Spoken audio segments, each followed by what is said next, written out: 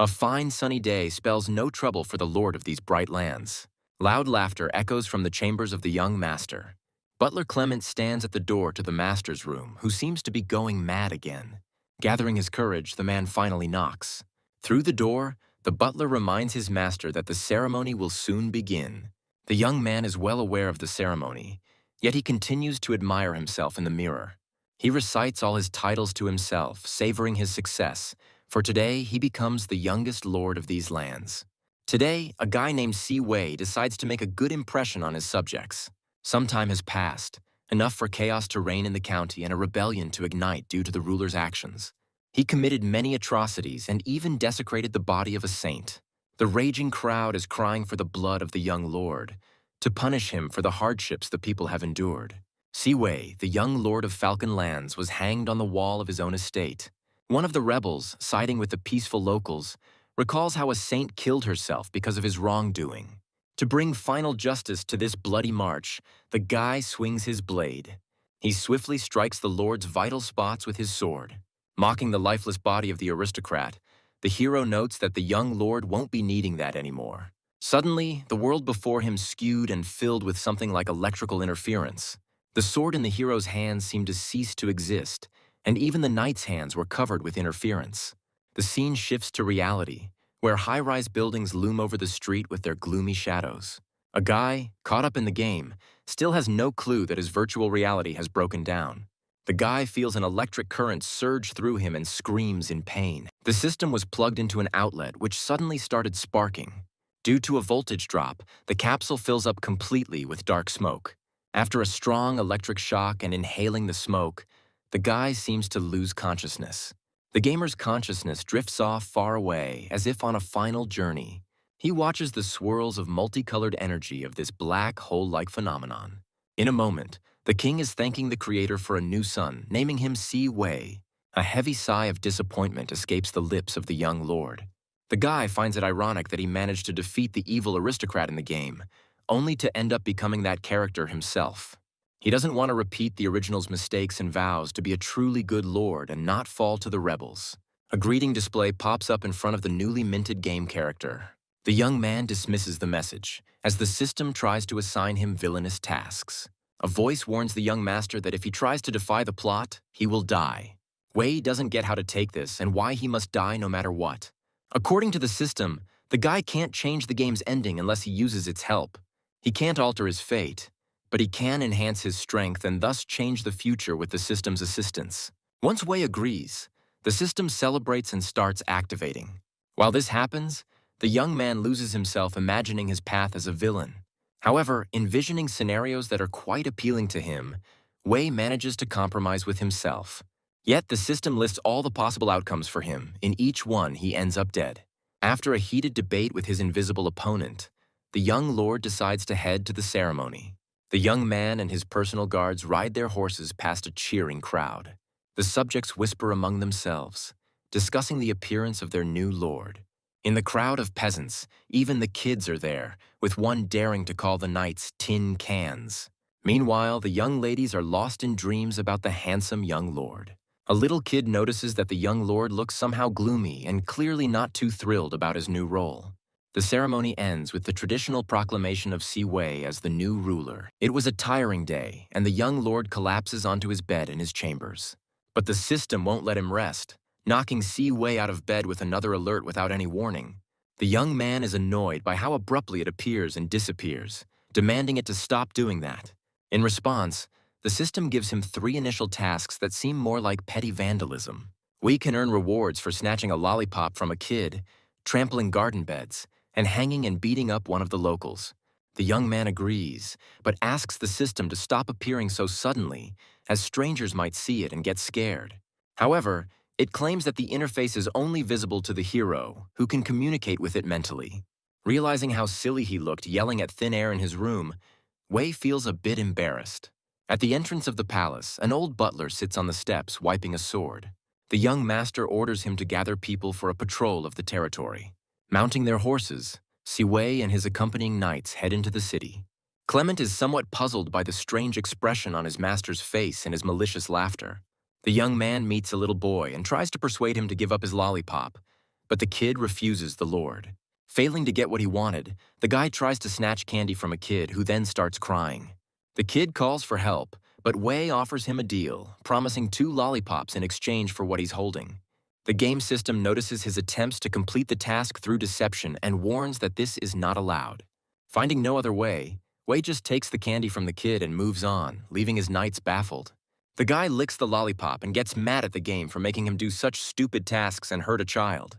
The farmer finally finishes weeding the field, and now happily looks forward to the fruits of his labor. Suddenly, he watches in horror as the young lord and his knights ruthlessly trample his wheat crops. One of the guards decides to ask Clement why the young lord is behaving this way, but he's just as shocked. After trampling the field, Wei throws gold coins on the ground and calmly walks away. He's pleased that he managed to outsmart the system, as the farmer is happy getting money for the damage. The guy's trying to figure out how to pull off his last mission without hitting innocent folks, which he really doesn't want to do. But then, the solution just appears when the Lord and his entourage show up at the market square. Merchants and traders from all over the state bring their goods here.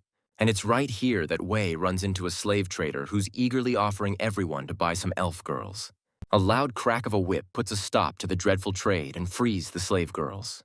The butler joyfully announces to the citizens that trading humans and demi-humans is now illegal in these parts. The freed elf girls cry tears of joy and thank their new generous lord. A general celebration catches the attention of a girl with beast ears who just happens to be passing by.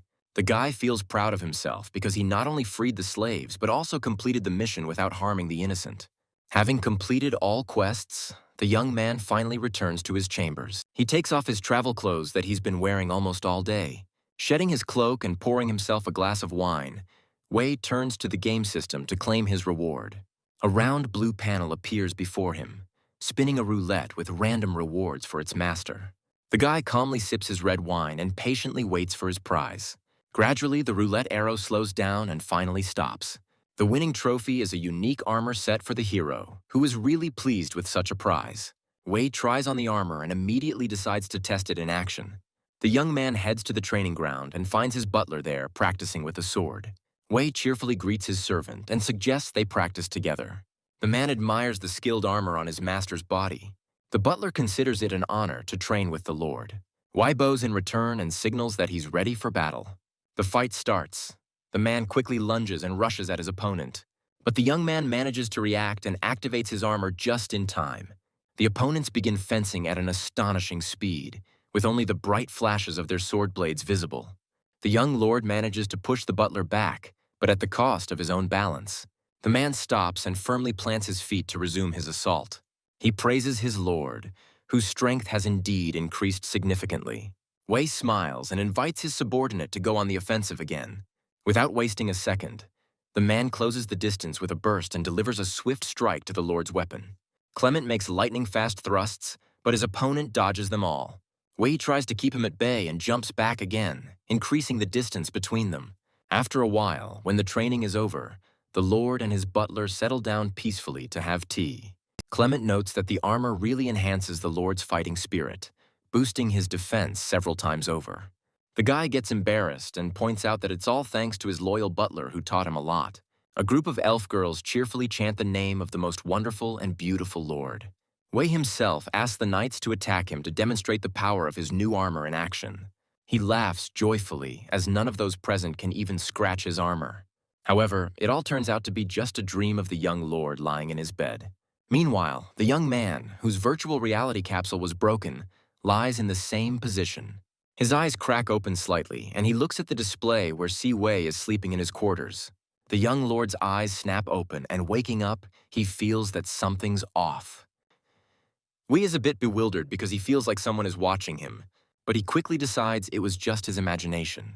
The sudden alert from the system scares him again, as the panel notifies him of the hero's imminent arrival. Wei calms down, realizing that the story is moving forward and soon Chen Guan will be in town. The next day, the Lord activates the system to find out some information. He learns that once a lesser nature deity decided to stand up to a mid-level fire dragon. The girl tried her best to overcome her opponent and win this tough battle. However, the dragon proved to be overwhelmingly strong, managing to break the barrier and seize her small body. He covered the girl's body with magical flames, mocking her bravery. And although she claimed she would return, the dragon saw no point, since the human race she was protecting would be destroyed too.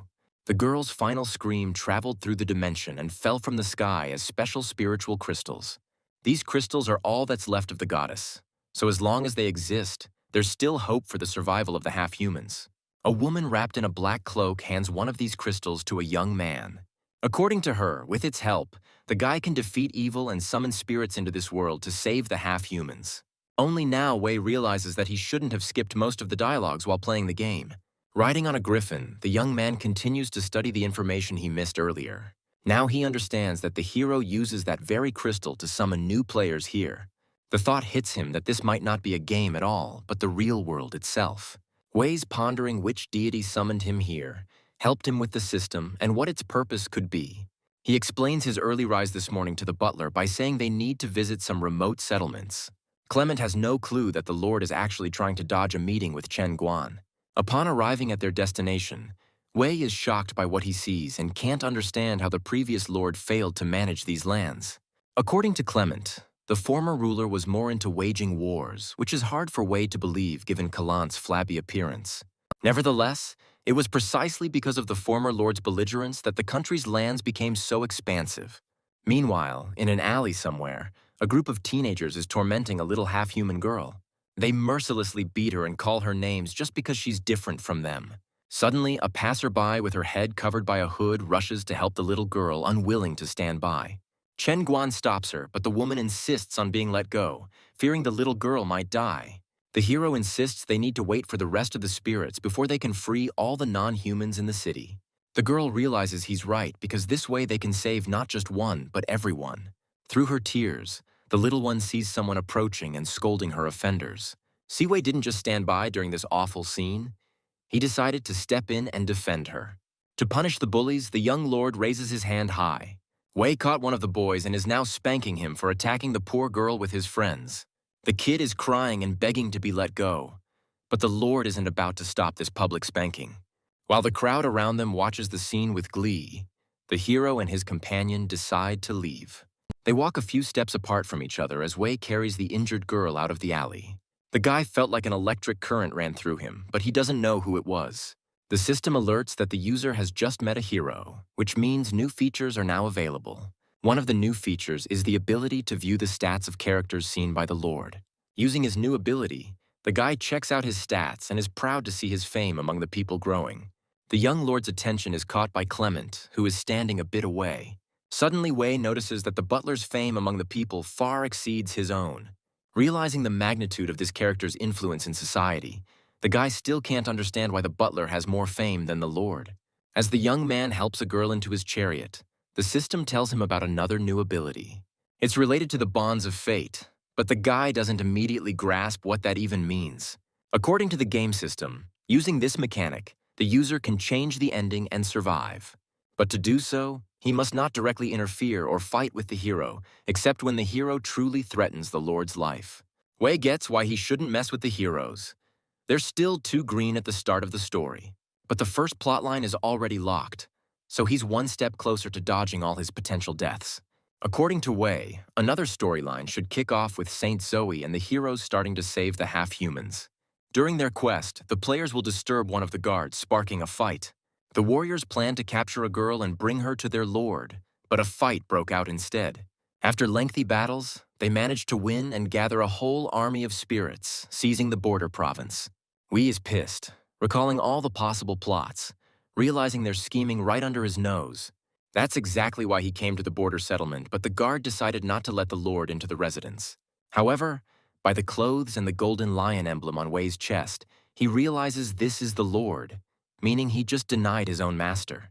Guard Gudabai immediately apologizes and introduces himself to Wei, who then recalls this character's role in the game. The young lord demands an audience with the city head, but the guard hesitantly replies that the boss is really busy right now. Wei decisively bypasses the warrior and decides to find the city head on his own. Meanwhile, at the residence, the boss is having fun and relaxing with some young ladies. The door bursts open, and the man doesn't recognize the uninvited guest at first, so he immediately starts yelling at him. But realization hits like a bolt of lightning, and the city head understands that he's now in big trouble. He falls to his knees before the young lord and begs for forgiveness for his unwelcoming behavior. The boss regrets that the lord didn't notify him about the visit in advance. Wei is somewhat taken aback by this pathetic scene, especially since this guy is the local big shot. Scanning the man, the lord learns his name is Majil. He has only 2 skills, and the half-humans despise him. The town boss offers to tell the young lord about the situation in this settlement and claims that everything is calm here. The young man just sneers wickedly at Majil's words. The lord temporarily suspends the chief from his position and demotes him to head of the guard, planning to take over his spot himself. Wei leaves the residence, but Majil keeps on chasing him, trying to persuade him to change his mind. Just as the young master was about to leave, Gutabai throws himself at his feet since the guard chief position was his. Wei appoints him as his personal bodyguard and doubles his salary. Majil is infuriated by the lord's unfair treatment towards him. He notices that Wei took a half-human girl with him and decides that he simply sympathizes with these beings. The man vows that he will soon reclaim his position as the city chief. Wei enters his quarters and lays the rescued girl on the bed. When she wakes up, she looks around in surprise. The lord tries to explain everything to her, but the little girl is already scared. Her body is shaking badly, and she apologizes for the mess she made on the bed linen. Suddenly, the little girl drops to her knees, begging him not to kill her. The young man tells how she passed out when she was beaten and how he saved her from those thugs. A girl named Lori makes a small correction to his story. Their conversation is interrupted by the loud rumbling of the young lady's stomach, and she admits she's actually starving. After a while, Lori is happily munching away on a variety of treats. The game system notifies that the lord's behavior isn't villainous and he could be punished for it, but Wei counters that Lori is part of his plan. He managed to trick the system, and Wei decides he can do whatever he wants as long as he can find excuses. New tasks come in, where the lord needs to upset 10 players, humiliate the hero Hao, and make Lori give a massage. The guy is really annoyed by these kinds of tasks. Lori gets scared by the lord's yelling and thinks he's unhappy with her behavior. Looking pitifully at her rescuer, she offers him a piece of meat. Wei rubs his forehead from exhaustion and asks the girl to call him by his name and title, not master. Suddenly, he gets a sneaky idea where Lori will play a key role. The guy suggests she becomes his personal maid, and in return, he'll provide her with shelter and steady meals. Meanwhile, somewhere in the county, the torment of half-human slave women continues. Slave traders have herded a group of elf girls into a pen and are whipping them. The guard demands they hurry up as the slaves need to be delivered to the new city chief. To speed up the exhausted girls, the man prepares to strike another blow with his whip. But right then, someone's hand stops the slave trader. It turns out to be a group of players demanding the immediate release of the slaves. The man replies that he can't do that, even if he wanted to. But this is a game, and the rules are different here. So one guy tosses the trader a bag of coins to buy all the elf girls. And even though the trader would love to take the money, he still can't hand over the girls. After all, these slaves need to be delivered to the mayor of Seaway. Faced with refusal, the heroes decide to take action, causing the trader to panic, scream, and call for help. Backup arrives surprisingly fast. The former mayor Medjil himself steps in to defend the trader, ready to punish the raiders. The heroes lose their nerve instantly because this boss is high level and they can't beat him. Just in time, Hao shows up, casting a spell that boosts his friend's defense and strength. Now they've got a chance to take down Medjil, and they're all fired up to win. The man takes critical damage as several magical attacks hit him. The hero soars upward to deliver a devastating final blow to his enemy. Just a moment longer, and the boss's strength is completely drained. After the battle, everyone joyfully thanks the hero for helping them defeat Medjil, who turned out to be a guard for some reason. Hao suggests splitting the reward for defeating the boss and reminds everyone that good always triumphs over evil.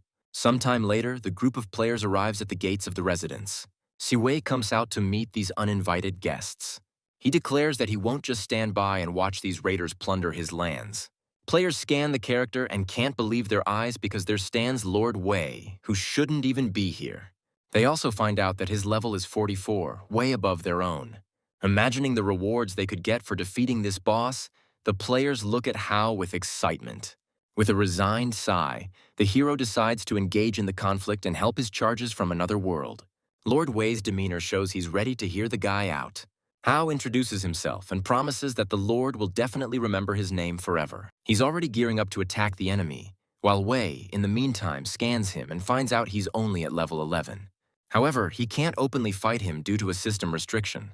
Wei says he'll make them pay for their ignorance and activates one of his powerful attacks. The mystical golden lion strikes the group of rebels with its left paw. Hao feels his shield might not hold up against such a fierce onslaught. The young man accuses the Lord of using slaves and non-humans for his own ends and vows to overthrow him. Wei claims he has never enslaved anyone for his own pleasure. Hao is gathering his magical energy within and is gearing up to attack.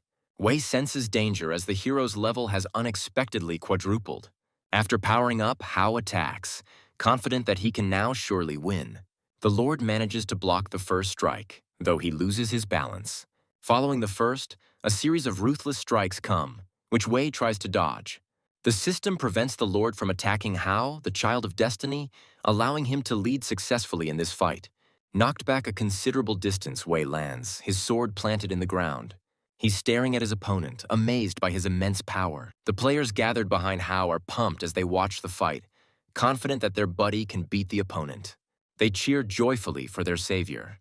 Wei thinks they wouldn't be this happy if they knew this was all actually the real world. Hao charges into a furious attack, aiming to finish off the opponent. But suddenly, the Lord calls for Clement's help. The old warrior appears on the battlefield in a flash and immediately blocks Hao's strike. The guy can't figure out who this old man is or where he came from, since it was supposed to be a fair fight. The players scan this character and find out he's level 49, which is higher than both the Lord and Hao. The group of players isn't so sure about their hero's victory anymore, as he's up against two high-level opponents. Hao points out that hiding behind servants is beyond the knight's code of honor. Wei counters that he's primarily a lord and an earl, and only then a knight, and lords don't fight their own battles. Receiving an order from his master, Clement launches into the attack with ferocity. Hao barely manages to block the numerous strikes from the old butler.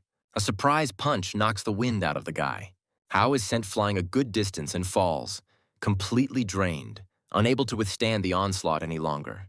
Wei pins the young man to the ground, pressing his foot on his chest, making it hard for him to breathe.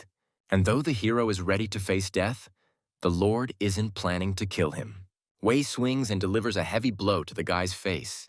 A group of players watch in shock as their respected hero is humiliated with numerous slaps. Brushing the dust off his hands, the Lord smirks, proud of having defeated his opponent. Wei declares he's in a good mood today, so he'll let the guy live. But Hao can't even respond to his words. After that, the young lord and his loyal butler calmly walk away from the recent battlefield. The players watch them leave, feeling mixed emotions about everything that happened, as their hero turned out not to be as strong. Sometime later, the young lord is already flying back in his chariot. Lori has never traveled by air and certainly never left the city after her father's death. Wei doesn't answer the girl, but silently shares her sorrow. He decides to pat the little one, trying to comfort her. The guy tells Lori she has nothing to fear as long as she's with him. Wei is amazed at how soft the girl's fur is. Finally, Clement announces that they've reached their destination. Lori looks around the luxurious residence in surprise, thinking it's 100 times better than Chief Medjil's little house. The Lord tells the girl that the head maid, Chris, will train her in everything over the next few days. At that very moment, the maid appears and grabs the master in a tight embrace. Holding him against her chest, Chris says she missed her master a lot and that he has grown so much. Wei introduces Lori to the woman and tells her that from now on, she will be his personal maid, so she needs to be trained. Chris examines Lori with interest, listening to the story of her miraculous rescue from the teenagers. Kneeling down in front of the girl, the head maid strokes her and promises to teach her everything. Meanwhile, other events are unfolding in the border town of Chengguan. With a fierce slam on the table, Hao tries to vent his anger and frustration. The guy is furious because his foresight ability has never failed him before. But Wei messed up the plot by interfering with the natural course of events, making Hao look like a fool in the eyes of others. Tears of hurt and anger pour from the hero's eyes as he swears to deal with the Lord. His words, formless, reach the manor of the young lord. Wei is dining when suddenly a strong shiver runs through his body. The young man suddenly feels a creepy chill coming from nowhere. One of the guards interrupts his master's meal with a report that none of the priests agreed to treat the half-human. The lord grips his cutlery tightly in anger. The master is infuriated by the disobedience of his subordinates and the audacity of the papal court. He orders to immediately assign Clement to gather the cavalry and surround the church. Little Lori, dressed in a maid's uniform, walks into the dining room. The outfit really suits Squirrel, and she looks super cute to the guy. Seaway asks Chris to look after Lori while he's away, and she promises that by evening he'll have a diligent maid. The Lord hands the little girl a vial with red liquid. He tosses it to Lori and instructs her to drink it a bit later. The girl looks at the vial in her palm with surprise. Leaning towards her, Chris whispers that it seems the master has taken a liking to her. She explains that the vial contains life water made at the Elf Palace, which is very valuable. This liquid has healing properties, prolongs life, and heals wounds. A young lord arrives at the church square with his butler. The guy immediately gathers all the essential info about Bishop Malton. Suddenly, someone speeds by like a shadow. Because of this, the young lord's coat decoration flies off. It bounces off the cobblestones with a distinct clang and hits the ground. The guy tries to figure out what happened and scans the crowd. Suddenly, he notices a figure in a hood hiding behind the bishop. Sai Wai uses his skill again, anticipating a good fight since the Templar Knights are really powerful. The Lord accuses the bishop of disobeying his orders, and by the laws of the Cologne Empire, he faces execution. There's not a trace of regret on the clergyman's face. Instead, he seems to relish it. CY is pissed and declares that the church is no longer necessary. The guy lunges forward and orders to kill everyone without exception, leaving the man in the black cloak as the butler. Using a magical barrier, the bishop tries to protect himself from the main hero's fiery attack. Previously hidden behind the bishop, a stranger jumps out of the shadows, ready to attack. The black cloak is impressed by the strength and speed of Old Man Clement. In his usual polite manner, the butler offers the masked assassin to become his opponent. The bishop's magical barrier can't withstand the main hero's strike and shatters into pieces. Malton is thrown back and slams against the temple wall with full force. He declares that he will never forgive the Lord for daring to insult a clergyman. Siwei asks why the God the bishop so fervently believes in didn't help him. Malton replies that God will surely punish the guy who pointed his sword at him. The clergyman starts to pray, but the sharp blade of the Lord pierces his body. Malton vanishes without a trace, leaving red streams of energy swirling in the air. The young lord is overwhelmed by an oppressive feeling he struggles to shake off. The energy streams in the air merge into one, forming a red dragon. Actually, at the moment of his death, Malton was preparing a summoning spell. The magic hits Si-Wei, causing him to cough up blood and leaving him unable to move. He shifts his focus to Clement, who is in the thick of the battle, to ask for help. The butler, distracted by the young lord, misses a hit, which plays right into his opponent's hands. Meanwhile, the main character, gritting his teeth, continues to fight against the magic enveloping him. The guy in the black cloak keeps striking, and the butler's forced on the defensive, clueless about why the assassin's so powerful. Magic seeps into every part of the young master's body, poisoning him. The dude starts thinking fatalistically, wondering if he's gonna die right here. Suddenly, he's enveloped in a blue glow, and the curse dissipates like it was never there. Along with the light, he feels warmth, healing all the wounds on his body. The main character thinks it's some kind of divine intervention and cracks a smile. Clement tries to find the assassin's weak spots, but it's no use. Meanwhile, the guy in the black cloak seems to predict every move of his opponent, not missing a single chance to strike. With a smirk, the assassin suggests the butler accept his own death. Another strike breaches Clement's defense, threatening his life. The strike almost hits its target, forcing the dark mage to step aside. The enemy parries the Lord's sword, flinging his weapon to the side. The dark assassin lands on the ground, struck by a glowing flash. Wei approaches his loyal butler to back him up in this tough fight. According to the young man, this guy shouldn't be underestimated, as he's far from simple. Dark energy pierces their foe's body, causing his eyes to sharply change and his body to be covered in thick fur. Wei and Clement watch in surprise as magic flows down the assassin's body in dark streams. Now fully transformed into a wolf, the young man prepares to attack his opponents. Clement explains to his master that their enemy turned out to be a werewolf, which means his power has multiplied. Wei quickly scans the werewolf's body to identify its features and weaknesses. Turns out this madness has a time limit, so if you can hold him off, you can beat him. The Lord explains this to his loyal servant as they brace for a prolonged battle with the beast. The first strike is by the werewolf, but he misses since Wei manages to react in time. Pushing off correctly in the air, the guy decisively attacks the opponent, covering his body with magical energy. The young man strikes at the beast, but it holds him off. The werewolf's hands effortlessly block the Lord's attack. Turns out, Wei's attack was just a diversion, allowing Clement to strike from behind. The werewolf calls upon its animal fury, plunging into true combat madness. The werewolf twists in the air and delivers such a powerful blow that the young lord is sent flying. At the same time, the beast also fends off the butler's attack. After a massive blow against the wall, a whole mountain of rocks collapses onto Clement. The beast towers over its victim's body just moments before the next attack. The werewolf lifts Wei off the ground, gives him a menacing look, and tells him he planned to deliver him to His Highness the Lord. But he changed his mind and decided to eat such a formidable opponent instead. Anticipating the beast's move to avoid ending up in its jaws, the Lord quickly clenches his fist and thrusts it towards the enemy. The punch hits its target, causing the werewolf to lose focus and control of the situation. The killer can't understand how this is possible, as he's fueled by bestial rage and shouldn't be taking any damage. In response, Wei just delivers another blow, making the werewolf fall to the ground and crack the asphalt beneath him. The young man explains to his opponent that his magic helps him interfere with the flow of time, which is why he managed to defeat him. The beast leaps up and furiously lunges at the Lord, aiming to finish him off. But with a swift slash of his sharp sword, Wei chops off the werewolf's head. The fight's over, though not as quickly as the Lord had initially planned. Breathing out and leaning on the hilt of his sword, the guy feels all the fatigue that's built up. Suddenly, he remembers about the wounded Clement, who is still trapped under the debris. The Lord orders his butler to be pulled from the rubble and demands someone from the priests to heal him.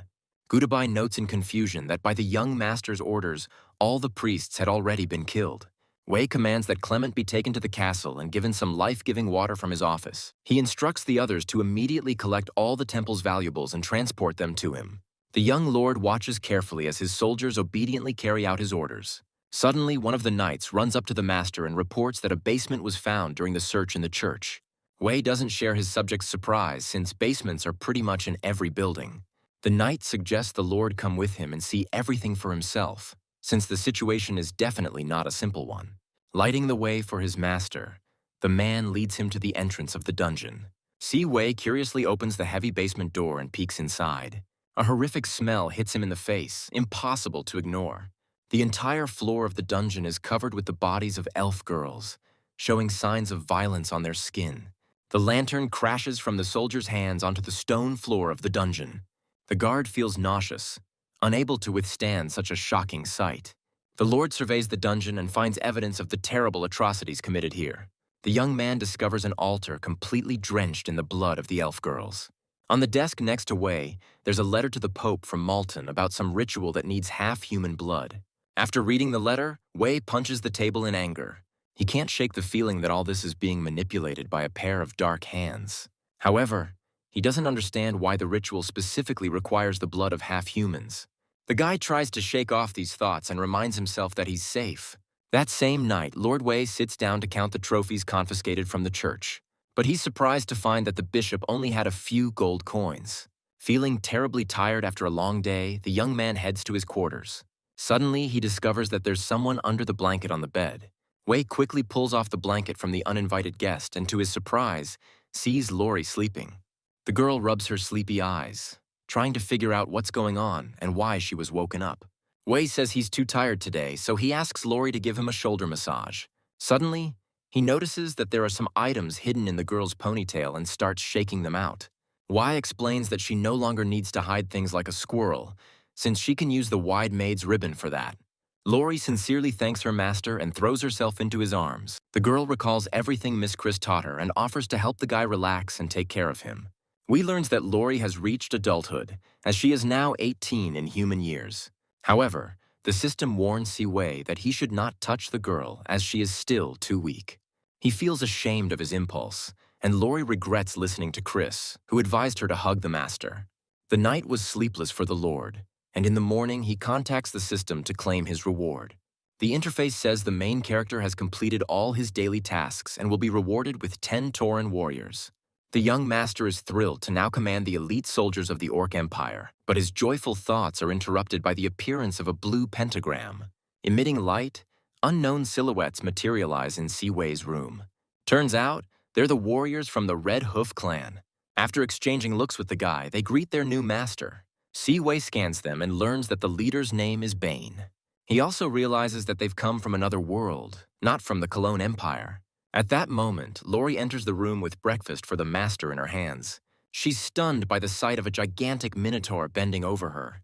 While Bane is apologizing to the young master, Carl the Minotaur is getting a lecture from his fellow tribesmen.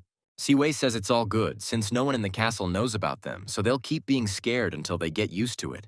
He tucks Laura into bed and instructs the warriors to familiarize themselves with the castle grounds and the people there.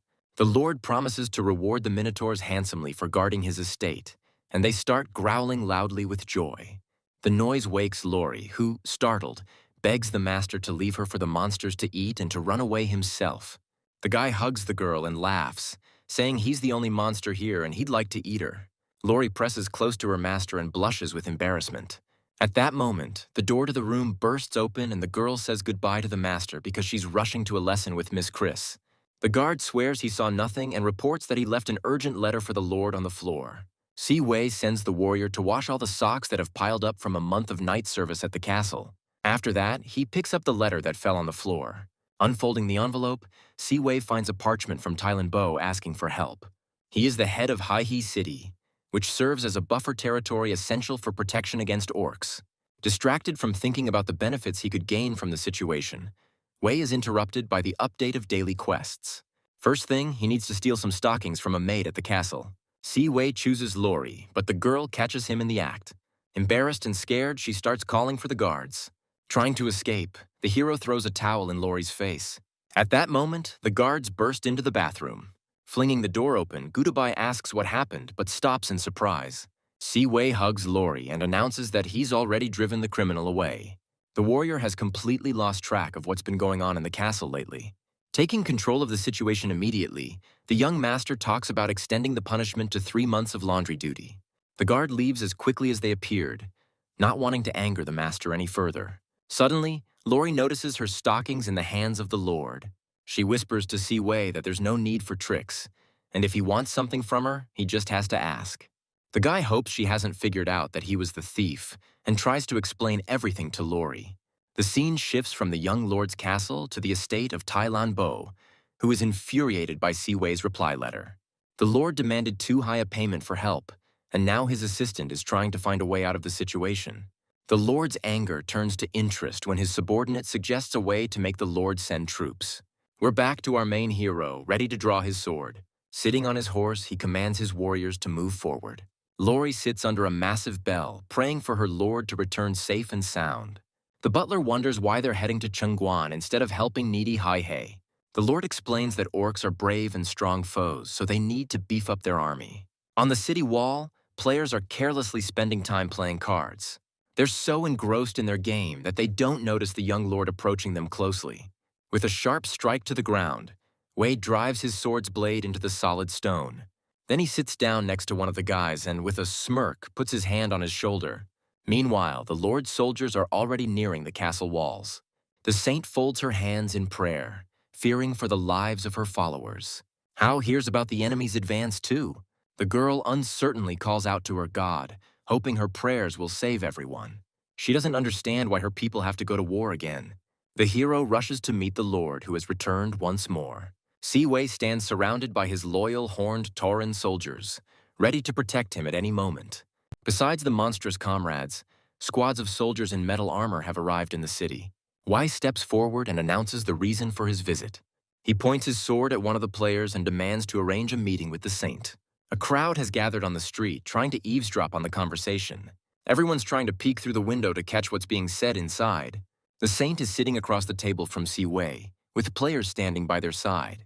The Lord casually crosses his legs and confidently says something that those outside can't hear.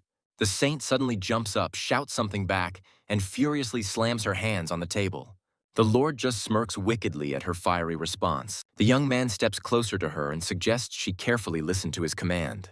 The Lord claims that they can, of course, discuss the terms.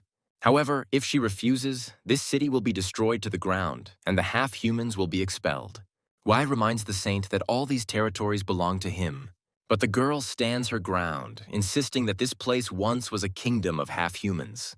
The Lord offers the saint to surrender to him, and in return, he'll not only protect the locals but also put her in charge of this city.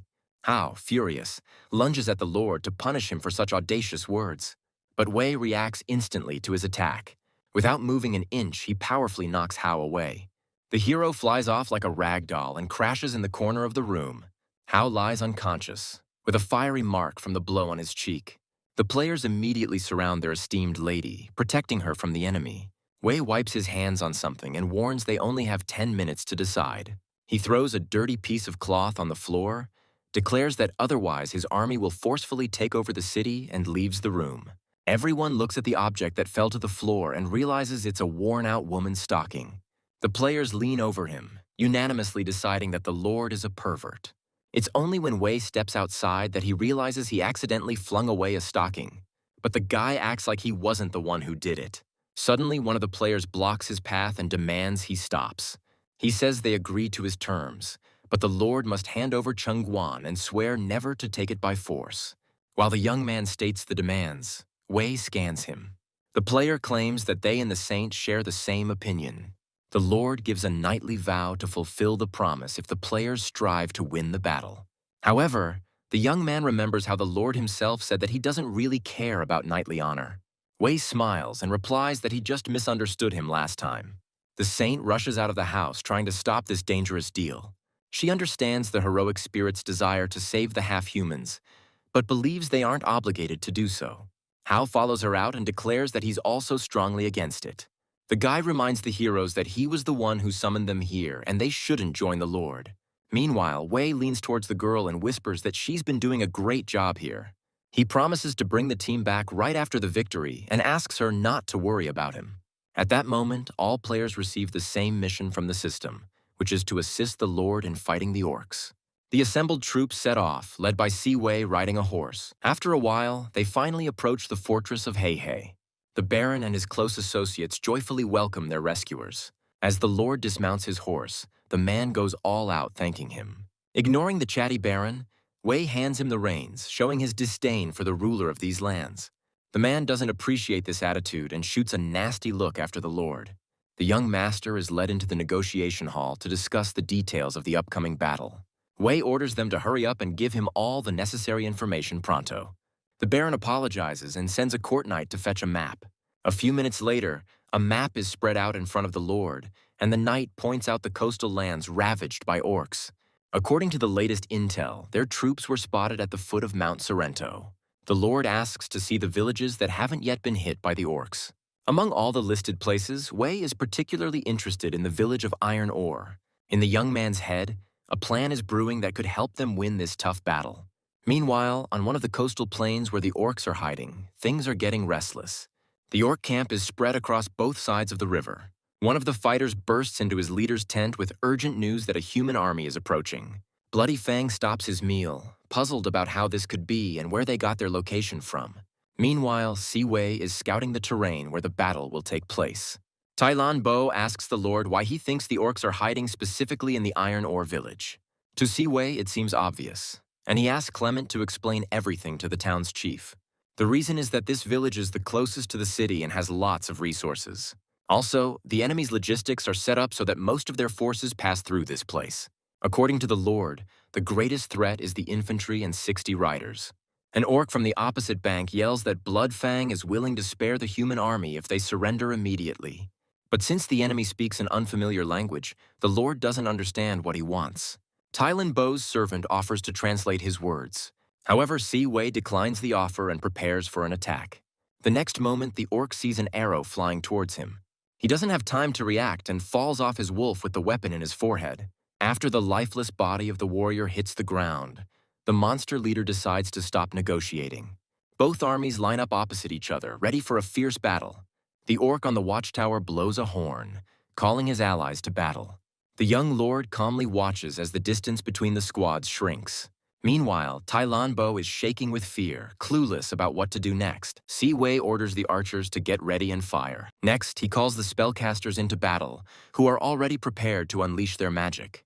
The archers lift their weapons, and all at once they draw their bows. The spellcasters raise their magical staves above their heads. Then, a barrage of flames and steel rains down on the enemy from the sky. Many orcs fall dead on the spot, never reaching the human squad. However, this reckless attack was actually part of the leader's plan, necessary to wear down the enemy. Meanwhile, the warriors of Chengguan are taking down the orcs one by one, who aren't much bigger than ordinary men. But suddenly, huge, strong monsters start appearing on the field. One of them slices an enemy in half with an easy swing of his axe. The people standing nearby are shocked by what they see and don't understand how to fight such a powerful enemy.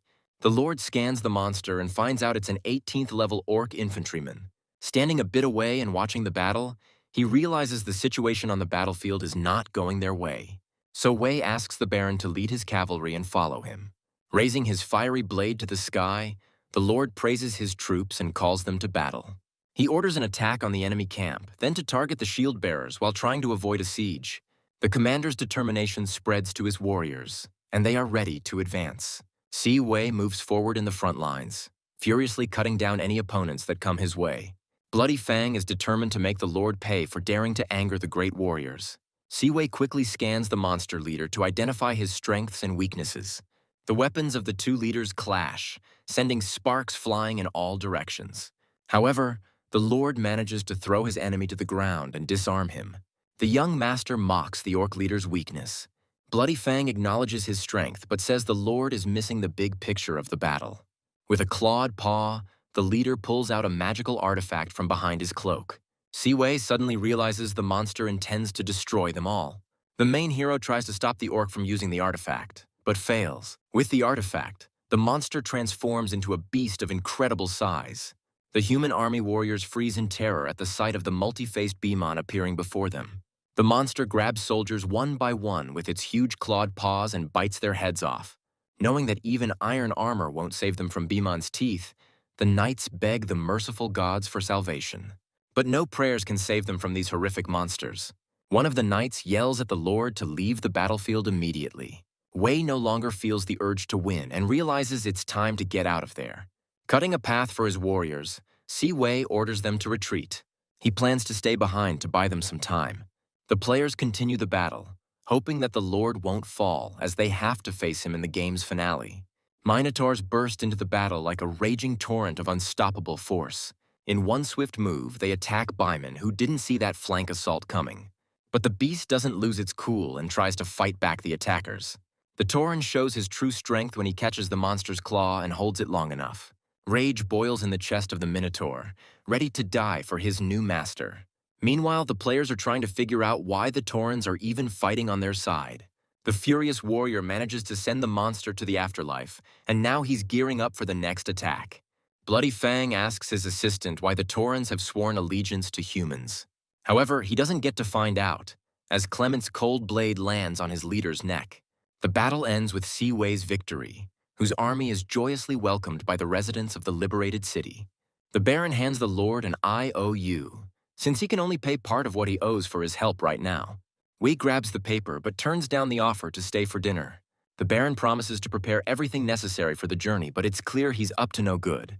At the request of Tyrant Bloodfang, he was taken to the city's dungeon for a public execution. The Baron enters the prisoner's cell, holding a scroll that only the Orc chieftain can activate. This magical parchment can cause a massive earthquake. With such an artifact in hand, the Baron has devised a plan to dodge paying his debt to Si Wei. The Orc agrees to help the Baron, but only if his body is buried on the battlefield after his death.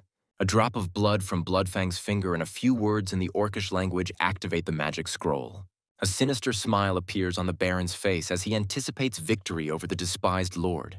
He steps out onto the balcony and starts laughing loudly, looking down at Si Wei's army.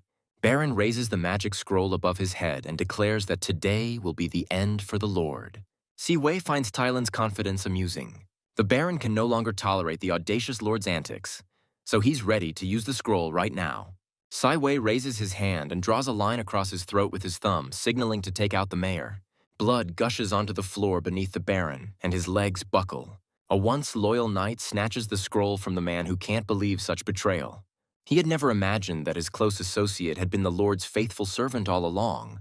According to the knight, he might not have done it if the Baron hadn't insisted on fighting Si Wei. After dealing with Thailand and his advisor, young warrior Alan bursts into the negotiation room where the Lord is waiting for him. When the knight showed Si Wei the map, the Lord recognized him by his voice, since Alan had been sent here for reconnaissance before. The guy says the king's getting old, so they have to rush some decisions. Wei doesn't quite get what's being discussed, but he hopes that Duke Manhattan won't pull any stunts since he's always been good to him. The Lord decides to tell the guy about what they found in the church basement. Alan thinks he needs to head out and report everything to the king right away. The guy plans to present the orc leader's head to the king as a gift from Wei, and then Hai will be given to the Lord as a reward. A bit later, Clement takes his master to Tai Lan Bo's treasury, where there turned out to be a lot of gold. It's time to head back after a long expedition. The carts are loaded with treasures from the Baron's castle as a payment for their help. Siwei looks pleased, waiting for the game system to reward him for the tasks he completed. The panel quickly spins the roulette and awards the hero with the gift of the Wild's Breath. Power is surging through his body, but the guy can't figure out exactly what it is. The game system explains that only creatures with pure souls can awaken this power, depending on their individual talents. The young man believes his soul is pure enough. However, the system disagrees, so Wei can transfer the breath of the wild to other creatures. This includes, for example, the Lord's horse. The animal looks at its master with a loyal gaze. The guy reflects on the power he's received and the possibilities of using it. Essentially, he can give living beings the chance to develop, but only those who are close and talented. The Lord solemnly returns to the Chengguan city residence to keep his promise. The young man sits down at the negotiation table with Zoe, the demigod goddess, who's switched up her usual outfit a bit. The girl hands him a contract to transfer the city governance rights to her. Wei picks up the agreement to review its contents. A strange feeling looms over the Lord at this moment. It seemed as if the parchment was blessed by the goddess of order. Wei is surprised that the players managed to summon such a powerful entity. Meanwhile, Zoe feels an incredible aura emanating from the gentleman, making her uneasy. She can't control herself and climbs over the table towards Siwei. Zoe rushes into his arms, overwhelmed with a passionate desire to kiss the Lord. However, it all turns out to be just a figment, played out in the girl's clouded mind. Nevertheless, she can't figure out why she's having such shameful thoughts. One of the players brings the girl back to the more pressing matter and reminds her about the contract. According to the document, the rights to govern the city are transferred to the saint indefinitely. The main character assures the goddess and her entourage that there are no tricks in the contract. Though hesitant, Zoe signs the document, hoping that if there's any deceit, the goddess of order will punish the trickster. A spirit of divine essence bursts out from the paper again, confirming that the contract is now in effect. The young lord congratulates the goddess of non-humans on becoming the ruler of Chengguan. After that, he suggests discussing the taxation of Chengguan. The goddess is surprised by the fact that the lord intends to tax her city. The young lord explains that Chengguan is under Falcon's jurisdiction, so he has every right to do so. A murmur of discontent rises in the room from those gathered, who don't want to pay taxes to Lord Falcon. The click of a heel on the floor cuts through the room's noise. Hao steps forward, calling the sneaky lord's actions low and immoral. He challenges the young lord to a duel, stating that if he wins, the city will gain its independence. Siwei agrees, but on the condition that Hao won't use his powers to boost his strength. The guy calls the lord a coward who hides behind his servants. At that moment, the daily quests update, with the first one being to defeat Hao on his own. Siwei accepts the duel, as besides that quest, he also needs to make Zoe cry and forcefully kiss her.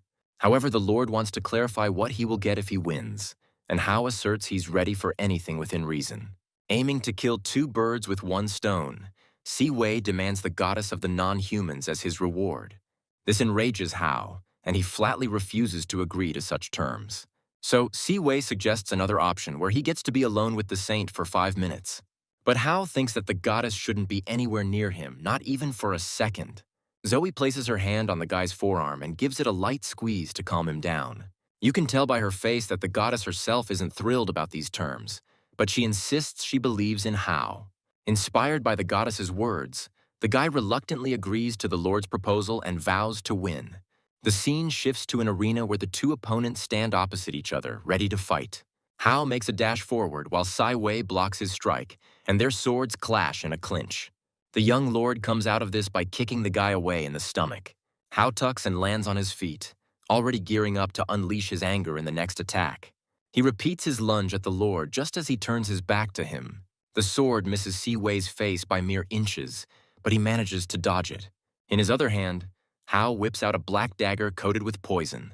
Siwei calls his opponent a scoundrel, but the latter believes all is fair in war.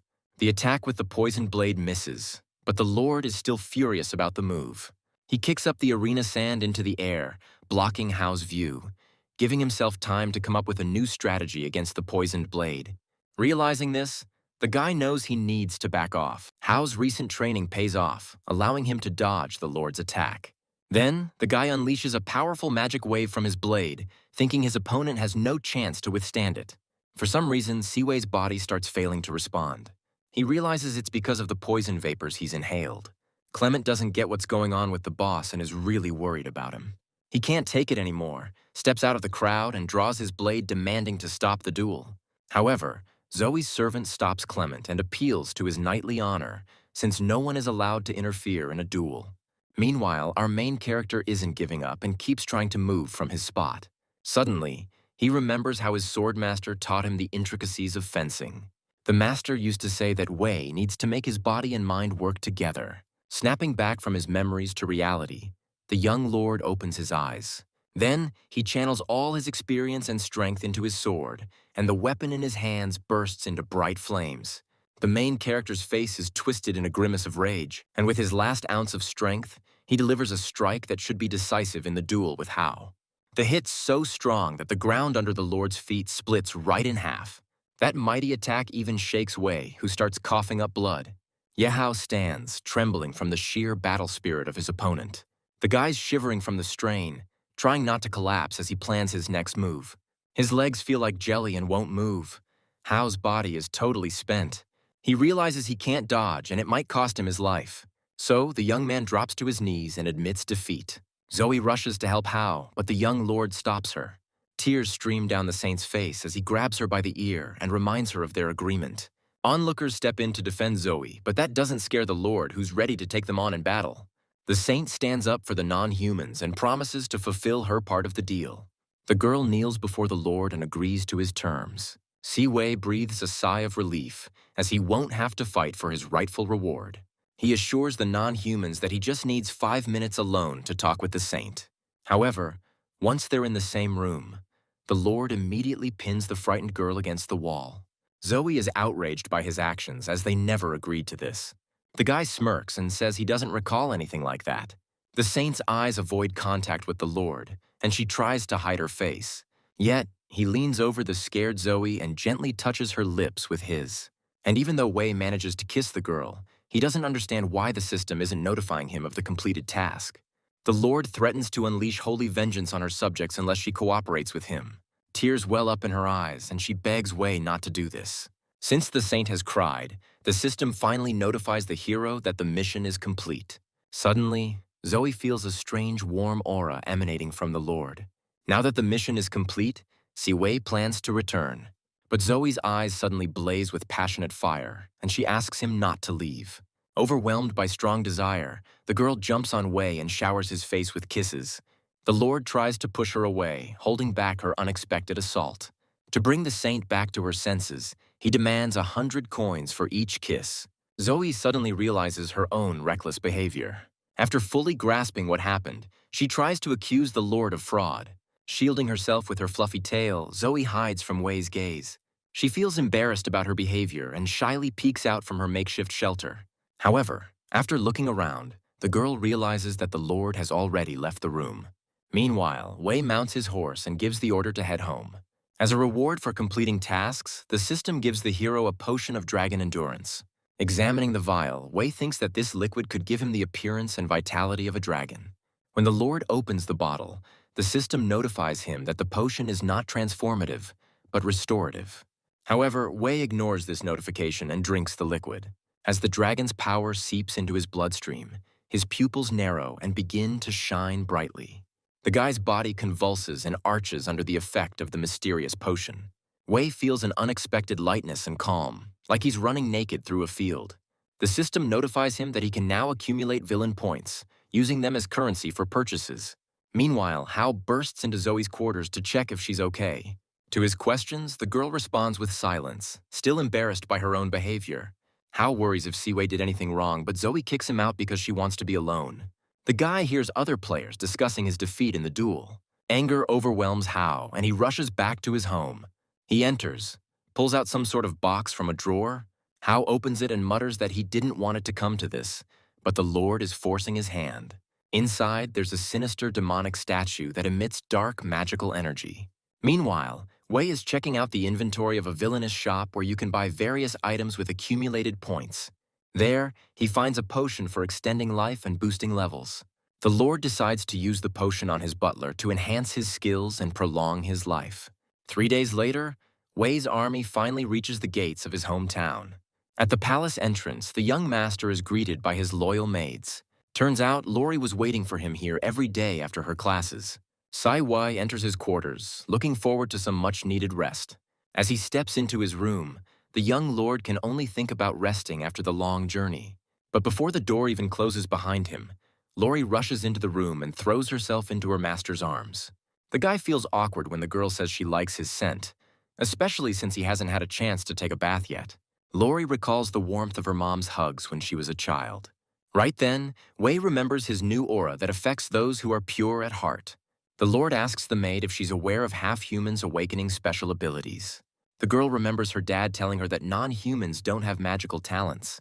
However, they can awaken the hidden power of their blood, but it requires resonating with their own perception.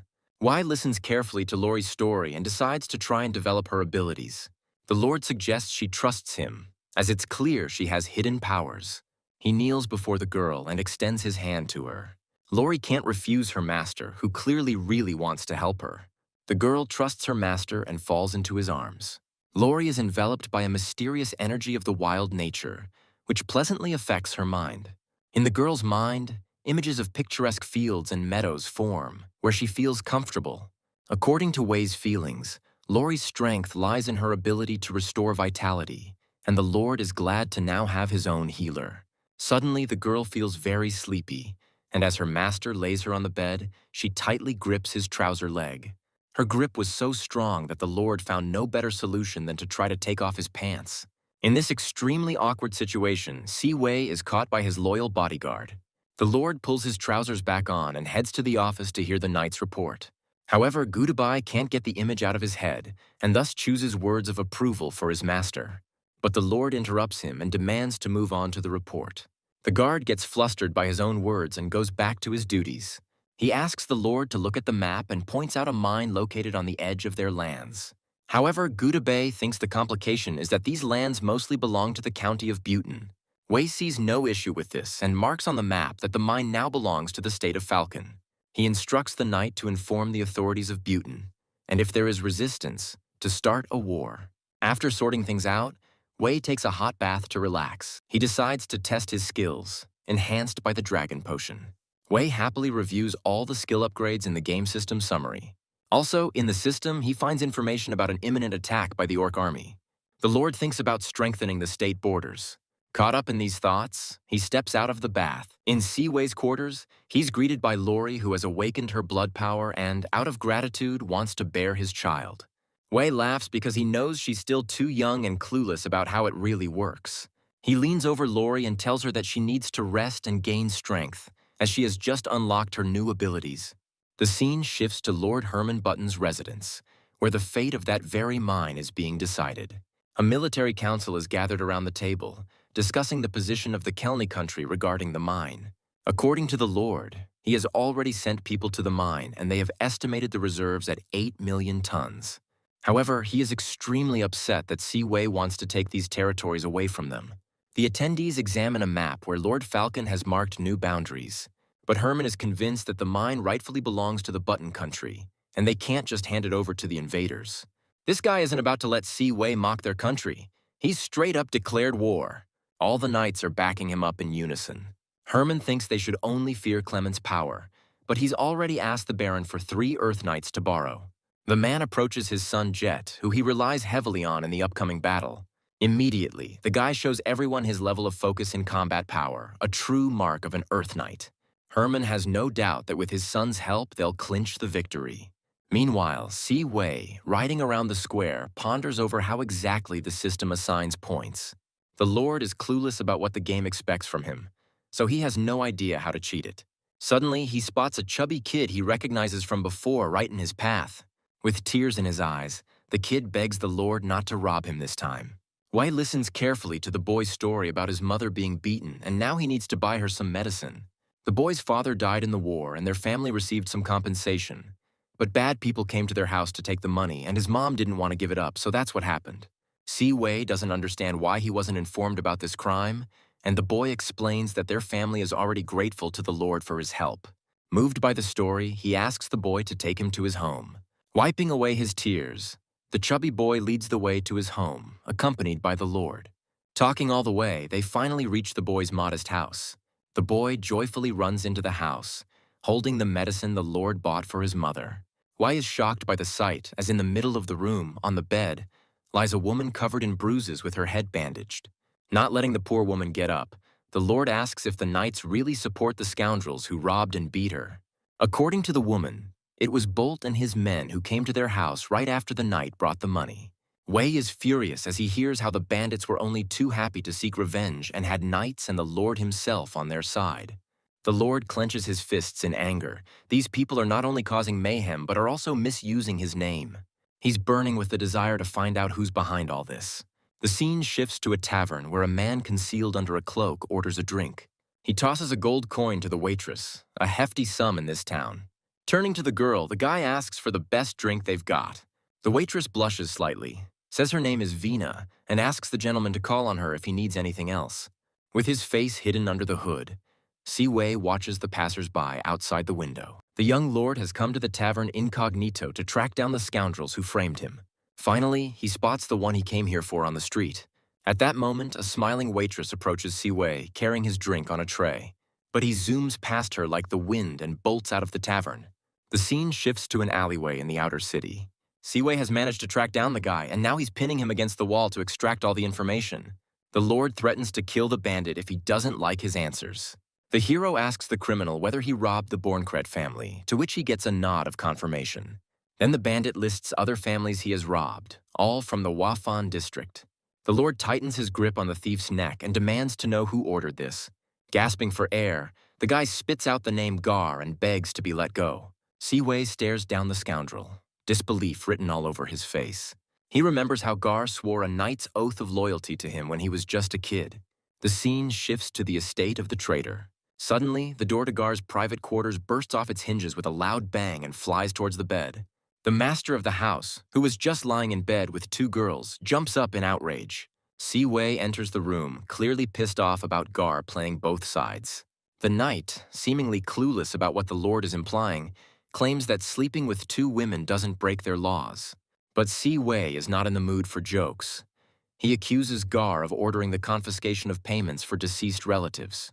The knight asks the Lord not to fuss over some money, but he can't overlook the crime. Unable to hold back, Gar complains that he gets a measly 3 gold coins, while the death of some commoner merits 10. But his anger turns into a plea for mercy, and the knight reminds that he has always followed his Lord and fought for him. In response, Si Wei tells Gar that he can stop being jealous of the common folk, as his family will soon receive a similar payout. A bell ringer climbs up to the bell tower and breaks the silence of a peaceful, sunny day. Every townsman knows that 13 bell strikes mean a public execution at the main square. Gar is led to the guillotine, surrounded by a crowd of onlookers. As the bound knight is marched to his execution, the Lord loudly announces his decision. Si Wei has gathered all the townspeople in the square so everyone knows what happened. He declares that the condemned man is the great knight Gar, who was under his command. Surprised murmurs rise from the crowd. People can't believe the Lord is about to execute the great knight. A guard orders everyone to be quiet and the crowd falls silent. Si Wei announces that the reason for the execution is the robbery of families who lost their breadwinners and the disruption of public order. That's exactly why Gar will be beheaded, despite being a great knight. After all, those who swore to protect the people shouldn't be robbing them and tarnishing the honor of knighthood. The young lord finishes his speech and orders the execution to be carried out. Gar's head hasn't even hit the ground yet when the system notifies the hero that he's earned 2,000 villain points. Si Wei can't understand why he's getting villain points for killing someone who harmed people. According to the system, it's because people will be shocked by his coldness, and the knights are horrified by his ruthlessness. Si Wei asks the knight standing next to him for his honest opinion on what happened. The warrior is actually dismayed that the Lord killed a loyal knight over some dead commoners and money. It turns out most knights agree with this view, and even Clement thinks that Gar didn't deserve to die. The main character sits in his office, reflecting on the events. He remembers Gar telling him before he died that this execution would cost the Lord the trust of his loyal followers. There's a knock, and Lori peeks through the door with a piece of pie for the master since he didn't eat anything at dinner. The girl clings to Si Wei and asks what's troubling him. The young master tells her that most people don't share his views on justice. To cheer Wei up, Lori recounts her father's words, who believed that people aren't born heroes, they become them. The Lord strokes the girl's cheek and says she's absolutely right. CY is happy to have her, and to express this feeling, he kisses the maid on the cheek. Left alone in the room, the Lord throws himself on the bed, distressed because the girl is still very weak. To distract himself from these thoughts, Wei decides to check out the selection in the villain glasses shop. Among the numerous items in the system, he suddenly finds siege structures. Siwei realizes he's found exactly what he needs right now and calls a military council. Sitting at the table are the closest and most respected knights of the realm. Wei announces his decision to not only recapture the mine, but also to plunder the capital of Buton. The council thinks it's a really bad idea. They're outraged by the young lord's decision, especially since he's never even been to war before. As arguments against this idea, Clement points out their lack of siege equipment and the dangerous magical cannon of Buton. The Lord assures everyone there's nothing to worry about, as he'll handle all these issues. He's already figured out a way to sneak the siege equipment into the city. He just needs to know how many soldiers will be needed to take over the city. Clement reminds him that Gar, who was in charge of recruiting troops, was executed, so they currently lack the forces to control the city. However, Siwei believes there's no need to control the whole city, just the walls will do. According to Clement, in that case, they'd need 500 regular soldiers and 10 great knights. Still, the Lord detects a hint of distrust in his assistant's voice. Siwei's plan is to send the Torin clan to the border of Button County with Clement to hold off the first onslaught. Gutabai suggests a full frontal assault on the castle with all their might, since the master is so confident of victory. But his suggestion is laughed off, because if the enemy troops leave the walls, they'll win with their magic cannons. Siwei declares the meeting closed and proposes to start implementing the plan tomorrow. The action shifts to the border of Keln and Button, where the enemy garrison is already deployed. Scouts rush to their commander to report the situation. According to them, Lord Falcon's forces are already a couple of kilometers from the border but aren't moving further. Only Knight Clement from the enemy's leadership was spotted among the Torrens. This alliance surprises the warriors of Buton, as does the enemy's decision to just stand there and not advance. The man sends his scouts back to the border and orders them to get even closer to the enemy. The commander is baffled by what's happening. His thoughts are interrupted by a strange stranger in a cloak. Lord Buton is shocked by this sudden appearance and demands an explanation. The stranger hands the Lord a letter with all the crucial information, including the whereabouts of Si Wei. The man takes the envelope, but he wants to know why he should trust this guy and why he's helping him. The stranger is confident that without this information, Lord Buton won't be able to win. But in return, he wants half the profits from the mine. The Lord is outraged by such audacity and raises his voice in anger. But in response, the guy just silently takes off his hood. The commander freezes in astonishment when he sees the face of the one who is confident that he will bring a guaranteed victory to the Buton side. As darkness descends on the land, the action moves to the fortified walls of the castle. Wei and his army of Taurens survey the area, amazed at the size of the wall. If they had to bomb it, it would take a lot of time. Wei opens the shop display and buys a couple of siege ladders with villain points. Out of nowhere, huge wooden structures appear, ready to be used. Wei's army watches the unfolding events with surprise. While the others are dumbstruck, the Lord leaps up using his magical abilities. He plans to enter from the other side, leaving Carl in charge of the troops and machinery. Meanwhile, the wall guard is asleep on duty, totally unaware of the danger. Shiwei's lightning-fast attack annihilates the enemies before they even wake up. But a passing sentry witnesses the sudden assault. He pulls out his sword and yells at the top of his lungs that the enemy is attacking. Hearing the scream, the warrior at the magic cannon activates his weapon. However, behind him, a massive, fierce Tauren suddenly appears. The soldier is blasted out of the magic cannon and falls from the tower. The Minotaur smiles smugly and takes control of the deadly weapon. The cannon charges up magical energy and fires. The Tauren's eyes blaze with furious fire as he aims at his enemy. The first shot nails one of the fortress's reinforced walls. The Minotaur gets a taste for the artillery barrage. Siwei calms his allies' fervor and orders a few knights stationed on this side for protection. The guy gets 3 new quests from the system. claim the mine, clear the fortress, and kill all the Grand Knights. Meanwhile, at Clement's and the other Tauren's positions, it's so quiet it starts to worry him. The old warrior suddenly realizes that the enemy has somehow caught wind of Wei's plan. Once he confirms that all enemy warriors have left their base, Clement urgently commands a move towards the fortress to assist the Lord. Meanwhile, Wei orders his subjects to grab everything valuable they come across and burn everything else on the spot. The Minotaurs eagerly rush to carry out the order. Finally, the Lord's squad bursts into the treasury, ready to grab all the loot. CY is beaming with joy at the sight of all that wealth. The Taurens happily start collecting the gold and jewels. But suddenly, a cage with metal bars falls over the whole group from above. That's how Siwei and his loyal Taurens end up trapped. One of the Minotaurs grabs the steel bars, trying to pry them apart. But even this beast with his superhuman strength can't break free. The Minotaur's efforts are cut short by the laughter of Lord Butin, since the cage absorbs the prisoner's strength and can't be opened from the inside.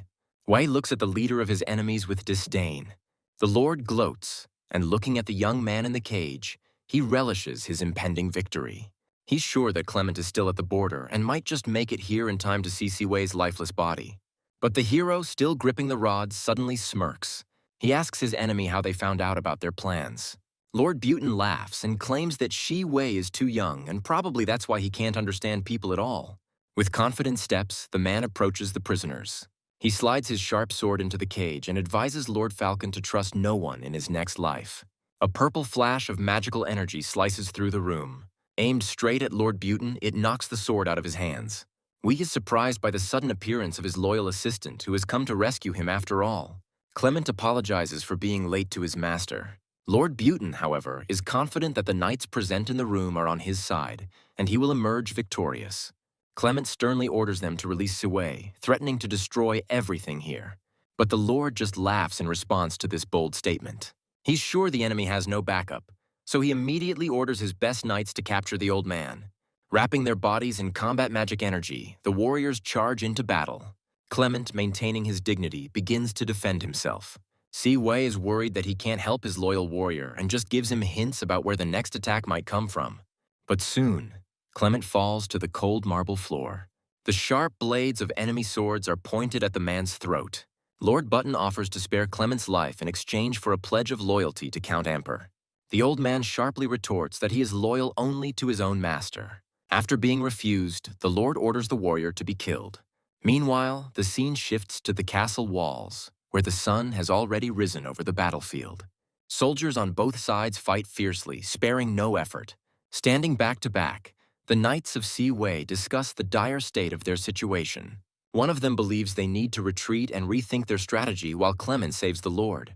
At that moment, aggressively minded peasants from nearby lands join the battle. They ask the soldiers to go help Lord Siwei, while they hold the line. The local militia is ready to stand up for their master in gratitude for the lowered taxes. The action returns once again to the treasury of Herman Fortress. Clement, unflinchingly ready to face death, coldly stares into the face of his killer. The knight looms over the old man, ready to deliver a deadly blow. Suddenly, a sword thrown by Siwei from his cage flies towards the knight. The weapon strikes the enemy's metal armor, then ricochets back. The sword hits the cage and explodes the metal structure. The soldier rubs his neck and looks at the dust cloud behind him. Even though the knight thought the strike resolved nothing, Siwei begs to differ. After all, the Lord managed to escape the cage and now stands behind his foe. The soldiers turn around simultaneously, shocked at how Siwei managed to break the cage from the outside and free himself. Following the Lord, menacing minotaurs emerge from the cage. Without hesitation, the soldiers rush into battle with the enemy. Siwei gears up to face the enemy's assault and activates new magical powers. Clement is stunned by the level up in his master's strength and fighting spirit. Magical flames envelop the Lord as he decides to strike. A single sword swing against the 3 top knights of the Butin Kingdom. But that one swing was more than enough to completely incinerate them. The Minotaurs are in awe of their master's strength, but suddenly find Clement severely wounded and unconscious. Siwei is sure that the living water will save the old man, but he thinks they need to awaken Laurie's healing powers ASAP. Meanwhile, the Taurens use magic cannons that help them decimate their foes. Destructive beams buzz through the enemy ranks. The Minotaurs are so caught up in the battle that they steamroll everything in their path. Clement apologizes to the young lord for questioning his decisions. With a smile on his face, the main character says that maybe one day the falcon banners will be proudly displayed across the continent. The chief of the Bloodhoof clan is ready to do whatever it takes to make that a reality. The scene shifts to the main character's castle, where he awaits his well-deserved reward. The system grants Siwei a hellish three-headed dog and immediately upgrades the reward level to the Lord of Hellfire, Salaken. Also, for his achievements in Bhutan, the system awards the Lord 30,000 villainy points. Above the young lord's castle, a gigantic magical sphere materializes. The unsuspecting guy fantasizes about what his reward will look like and where it will come from. From the giant magical sphere, a massive boulder shoots out at incredible speed towards the castle. It crashes through the wall of the room where the lord is at that moment. Like it's hatching from an egg, a stone golem emerges from a boulder. It swears allegiance to the young master and notes how tiny the lord looks next to it. Realizing he's said too much, the golem starts to make excuses. Siwei asks Salakin to extinguish his hellish flames before he burns down the whole room. The lord is amazed by the destructive power of his new ally.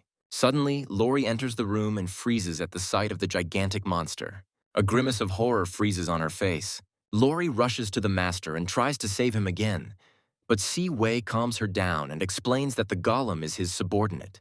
Alarmed by the terrible noise of the stone slab hitting the castle wall, the lord's aides hurry to help him. Bursting into the room, they, like Lori, stop in confusion. Turns out, the Taurans know Salakin because they come from the same world. The main character asks both sides to calm down and listen to him. He explains that Salakin is now their new ally and will join them in battles. The Tauran chief doubts that the golem will obey Siwei since he has demon blood running through his veins. He shares a story about how he and Salakin once had to team up to invade another world. The lord listens to the Minotaur with interest and starts pondering. The golem leans towards the Tauran, ready to belittle him in front of their master. A verbal skirmish starts between them. Tired of the noise, Siwei asks them to stop arguing and orders to call people to repair the room. The lord wonders where to place the huge flaming golem, and suddenly Lori asks to leave it to her. The girl's got a sly smile on her face because she just came up with a killer idea. And that's how the huge flaming rock ended up on the fountain's pedestal in the town square. A windy night falls over the town, a perfect cover for foes lurking in the dark. A group of people dressed in church attire, topped with black cloaks, sneak into the city. They rush through the streets, knowing it's the perfect time to take out the lord. Suddenly, some guy blocks the assassin's path and he's not about to let them through. That man is the elderly Parker Luther, with a massive sword hanging on his back. Behind one of the masks, the old man spots the familiar features of Wade Hauk. Mockingly, Wade notes how much Parker has changed, then thanks the old man for his wife's blood, which made him stronger. These words enrage the old man, but the killer isn't scared of his revenge, knowing his opponent lacks magical powers. But Parker was gearing up for revenge, so he pulls out a tiny magic orb from the box and starts absorbing its energy. Wade clearly knows that the old man just traded his soul for a chance to become a celestial knight. The silence of the night is shattered by an incredible crash. The noise wakes up the main character and his servant Lori, and they instantly jump out of bed. The young lord looks out the window and sees green lava spraying out of a fountain in all directions. Salakin spots the approaching enemies and immediately engages them in battle. The assassins are panicking, unable to figure out where the falcon leader got a lava demon from. The golem shakes the ground with the weight of its blows. The lord realizes that this battle could destroy his residence, so he asks Lori to bring his sword and hide. Dressed in armor, Siwei steps out to meet the assassins. This guy is levitating above the city streets, terrifying his enemies. The assassins are shocked by what they see, since they thought Siwei was earthly, not a celestial knight. Werewolves immediately launch into a rapid attack. The lord uses Dragon's secret coating to boost his already great powers. Two swings of his heavy sword send whirlwinds of roaring flames towards the enemies. A pair of assassins manage to dodge the strikes at the last moment, but the fire catches up to its target and incinerates everything in its path. The foes try to fall back to regroup.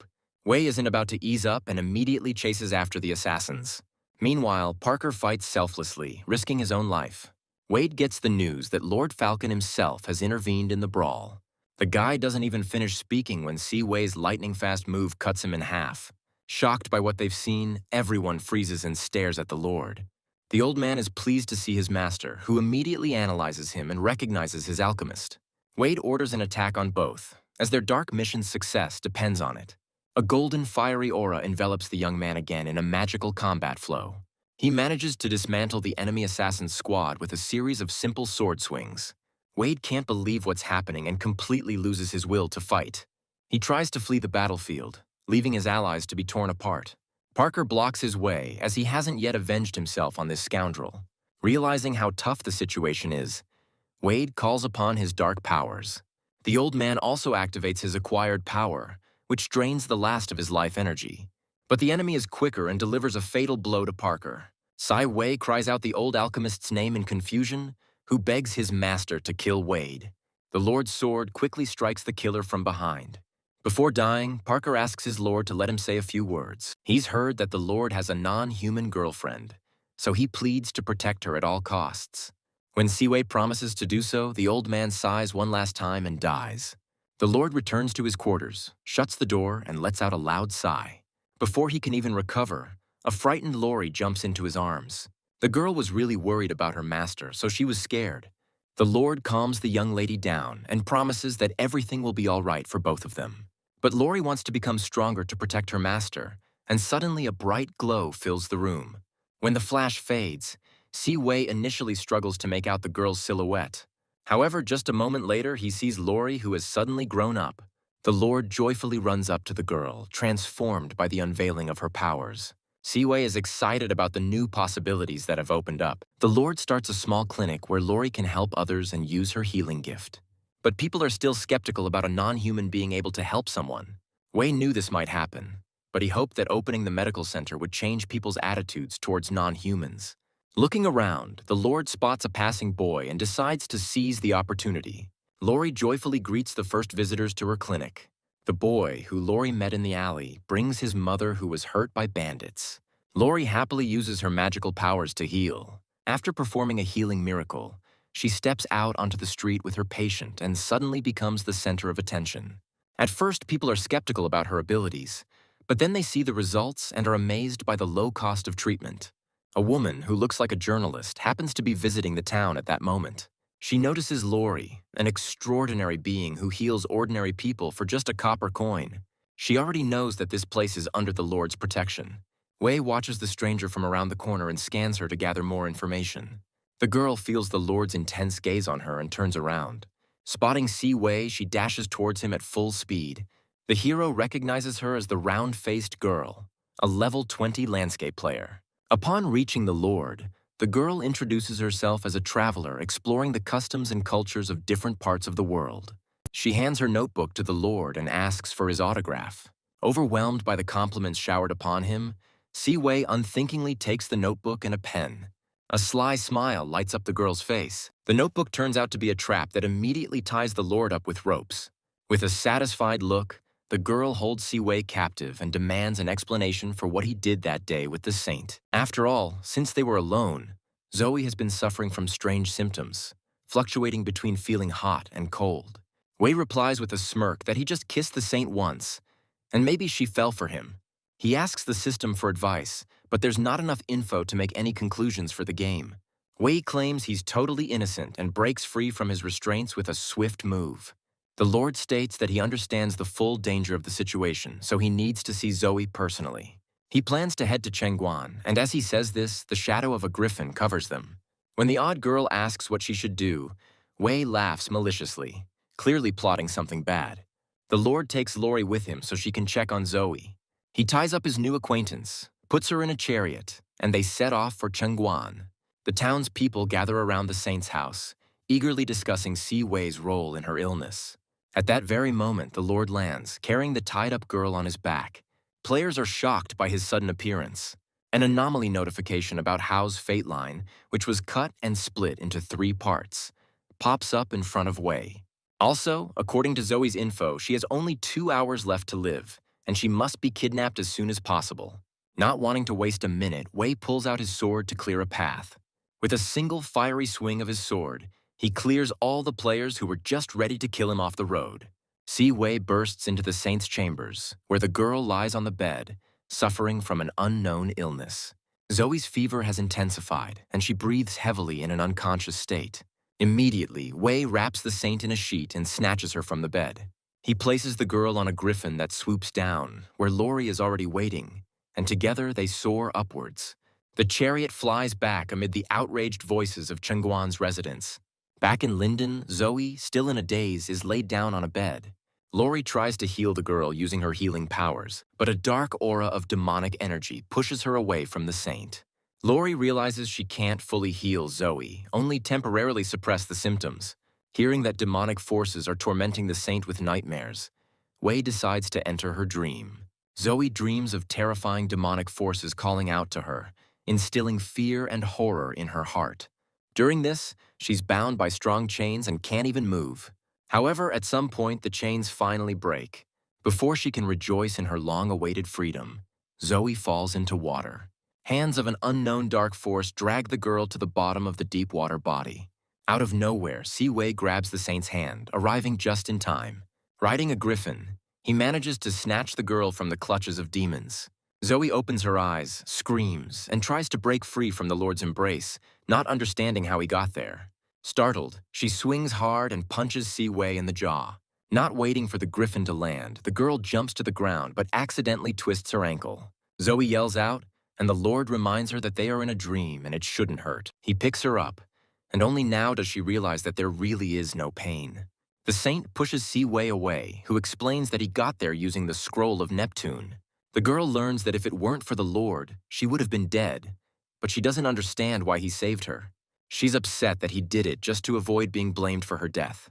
Lord Zoe grabs her hand because they need to find a way out of here fast. The girl reluctantly obeys and follows Wei.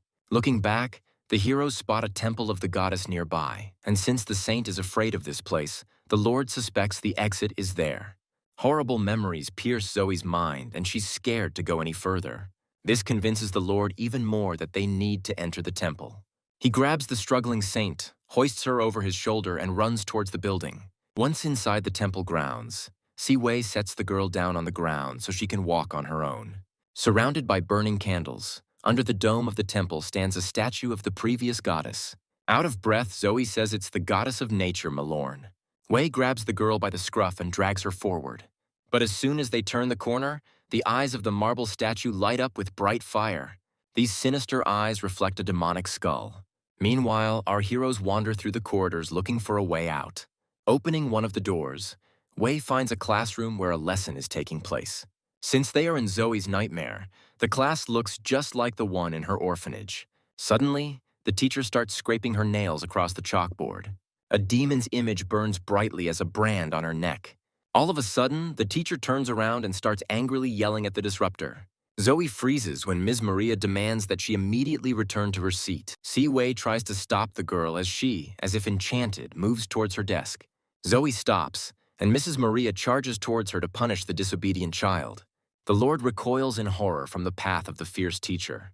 Without missing a beat, he jumps up and delivers a strong kick to Maria's stomach. Thrown to the side, the teacher lands on her feet and readies herself for another attack. She hits one of the students on the back of the head with a pointer and announces the start of the music lesson. The pain makes the boy scratch the desk with his nails. At Mrs. Maria's command, the children start singing, the sounds of which are so terrible that they chill you to the bone. Zoe watches the heartbreaking scene with a shudder in her heart.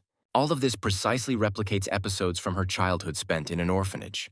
The revived memories awaken in her a sense of oppression she felt as a child. The students are all gathered around Miss Maria. She scans the kids and sternly asks who took her glasses. The little troublemaker, facing 50 ruler smacks as punishment, hides behind the teacher. The young lord tries to find out from Zoe what's going on, but she urges him to keep quiet since Maria clearly can't see them.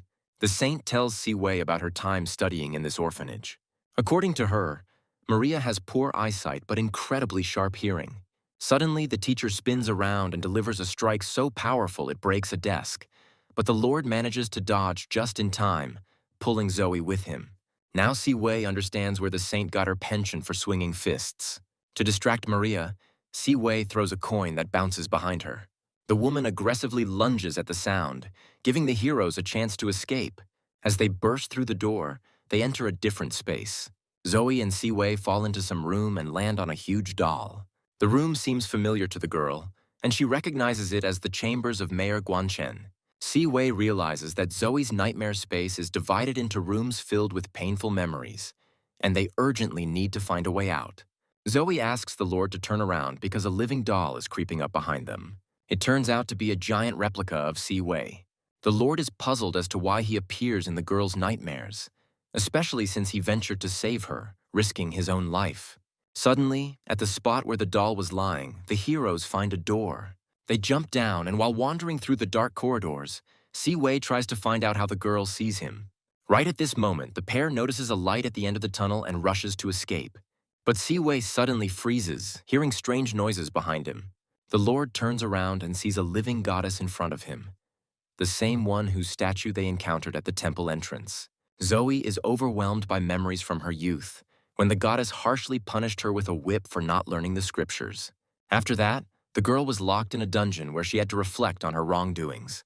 Zoe realizes that these dark corridors are a metaphor for the isolation cell she was locked in back then. Meanwhile, the main hero admires the appearance of the revived statue. He greets the goddess, showing her all kinds of goodwill. However, she doesn't reciprocate and silently attacks the Lord. The woman pierces the hero's chest with a magical chain. Si-wei feels that the goddess's power is beyond the might of the celestial knight. The Lord tells Zoe that the chain is absorbing the scroll's power, and he can leave her dream at any moment. Unable to break the chains, Si-wei asks the saint to imagine he's the most powerful being in her dream. The girl recalls a little plush rabbit that always protected her from troubles. Suddenly, the toy from her memories starts seeping into the vivid nightmare. Si-wei becomes an all-powerful rabbit and shatters the chains binding him. Quickly getting his bearings, he lunges at the goddess with his fists. The woman's face begins to slide off, revealing a demonic visage. The demon, feeling defeated, lets out a deathly wheeze. Si-wei feels the scroll's power fading, his body begins to vanish. And from here on, the saint of non-humans must rely solely on herself. The Lord asks her not to let him down, and she promises to find a way out of this nightmare for sure. The scene shifts to the demon's realm in the abyss of Cain. Wrapped in hellfire, Hao struggles unsuccessfully to rise from his knees. Hatred fills the boy, tears streaming from his eyes, not understanding why he keeps losing to Lord Falcon. From the planet looming above him, a voice expresses disappointment in Hao. A man in a black cloak leans over the boy, looking down at him judgmentally. He accuses the hero of falling for the abyss's lure in exchange for temporary power. In turn, Hao blames him for not giving him more power, arguing that the foresight skill is useless when he watches the Lord kidnap his woman and can do nothing about it. The secret master raises his voice, furious that the boy's foolishness has ruined his grand plan, but he's willing to give him one last chance.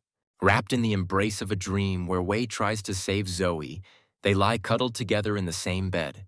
All this time, Laurie's been keeping watch over her young master. She remembers Miss Chris mentioning that hugs can provide a sense of security.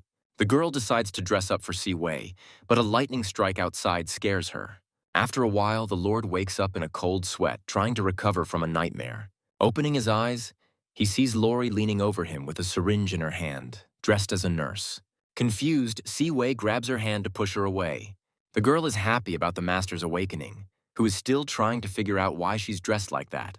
Laurie shows off in front of the Lord, since from Chris's advice, she concluded it would help wake him up. And although Zoe hasn't woken up yet, Si-wei is sure that her life is no longer in danger. Laurie complains to her master about the storm that scares her, and again brings up her desire to have a baby. Another proposal catches the young man off guard. He jumps out of bed, dashes out of his room, and tells Laurie to go to sleep since she has work at the medical center tomorrow. The system welcomes Wei, informs him about the points he's earned, and insistently asks him to check out the store updates. Additionally, there's news about an early launch of a certain game branch. The guy takes a keen look at the new inventory, having saved up 20,000 points. Among the items, the Lord finds barracks for crusaders and infantrymen. The store also features various other buildings with different kinds of soldiers and even monsters. He decides to spend his currency on buying barracks for crossbowmen and crusaders to prepare for the upcoming war. The scene shifts to the real world, where no one fights dragons or uses magic. During lunch, Lin Fan finds a notification about the release of a limited beta test in his favorite game. He immediately jumps up and runs to his room because events like this are rare. The guy settles comfortably into the virtual reality capsule. The system confirms the downloading of updates. Before connecting to the game, the system starts to roll out the backstory of the mission, where the saint fell severely ill because of the Lord. Then Si-Wei appeared and kidnapped the unfortunate girl to his palace. Hero Hao couldn't do anything, as it all happened too fast.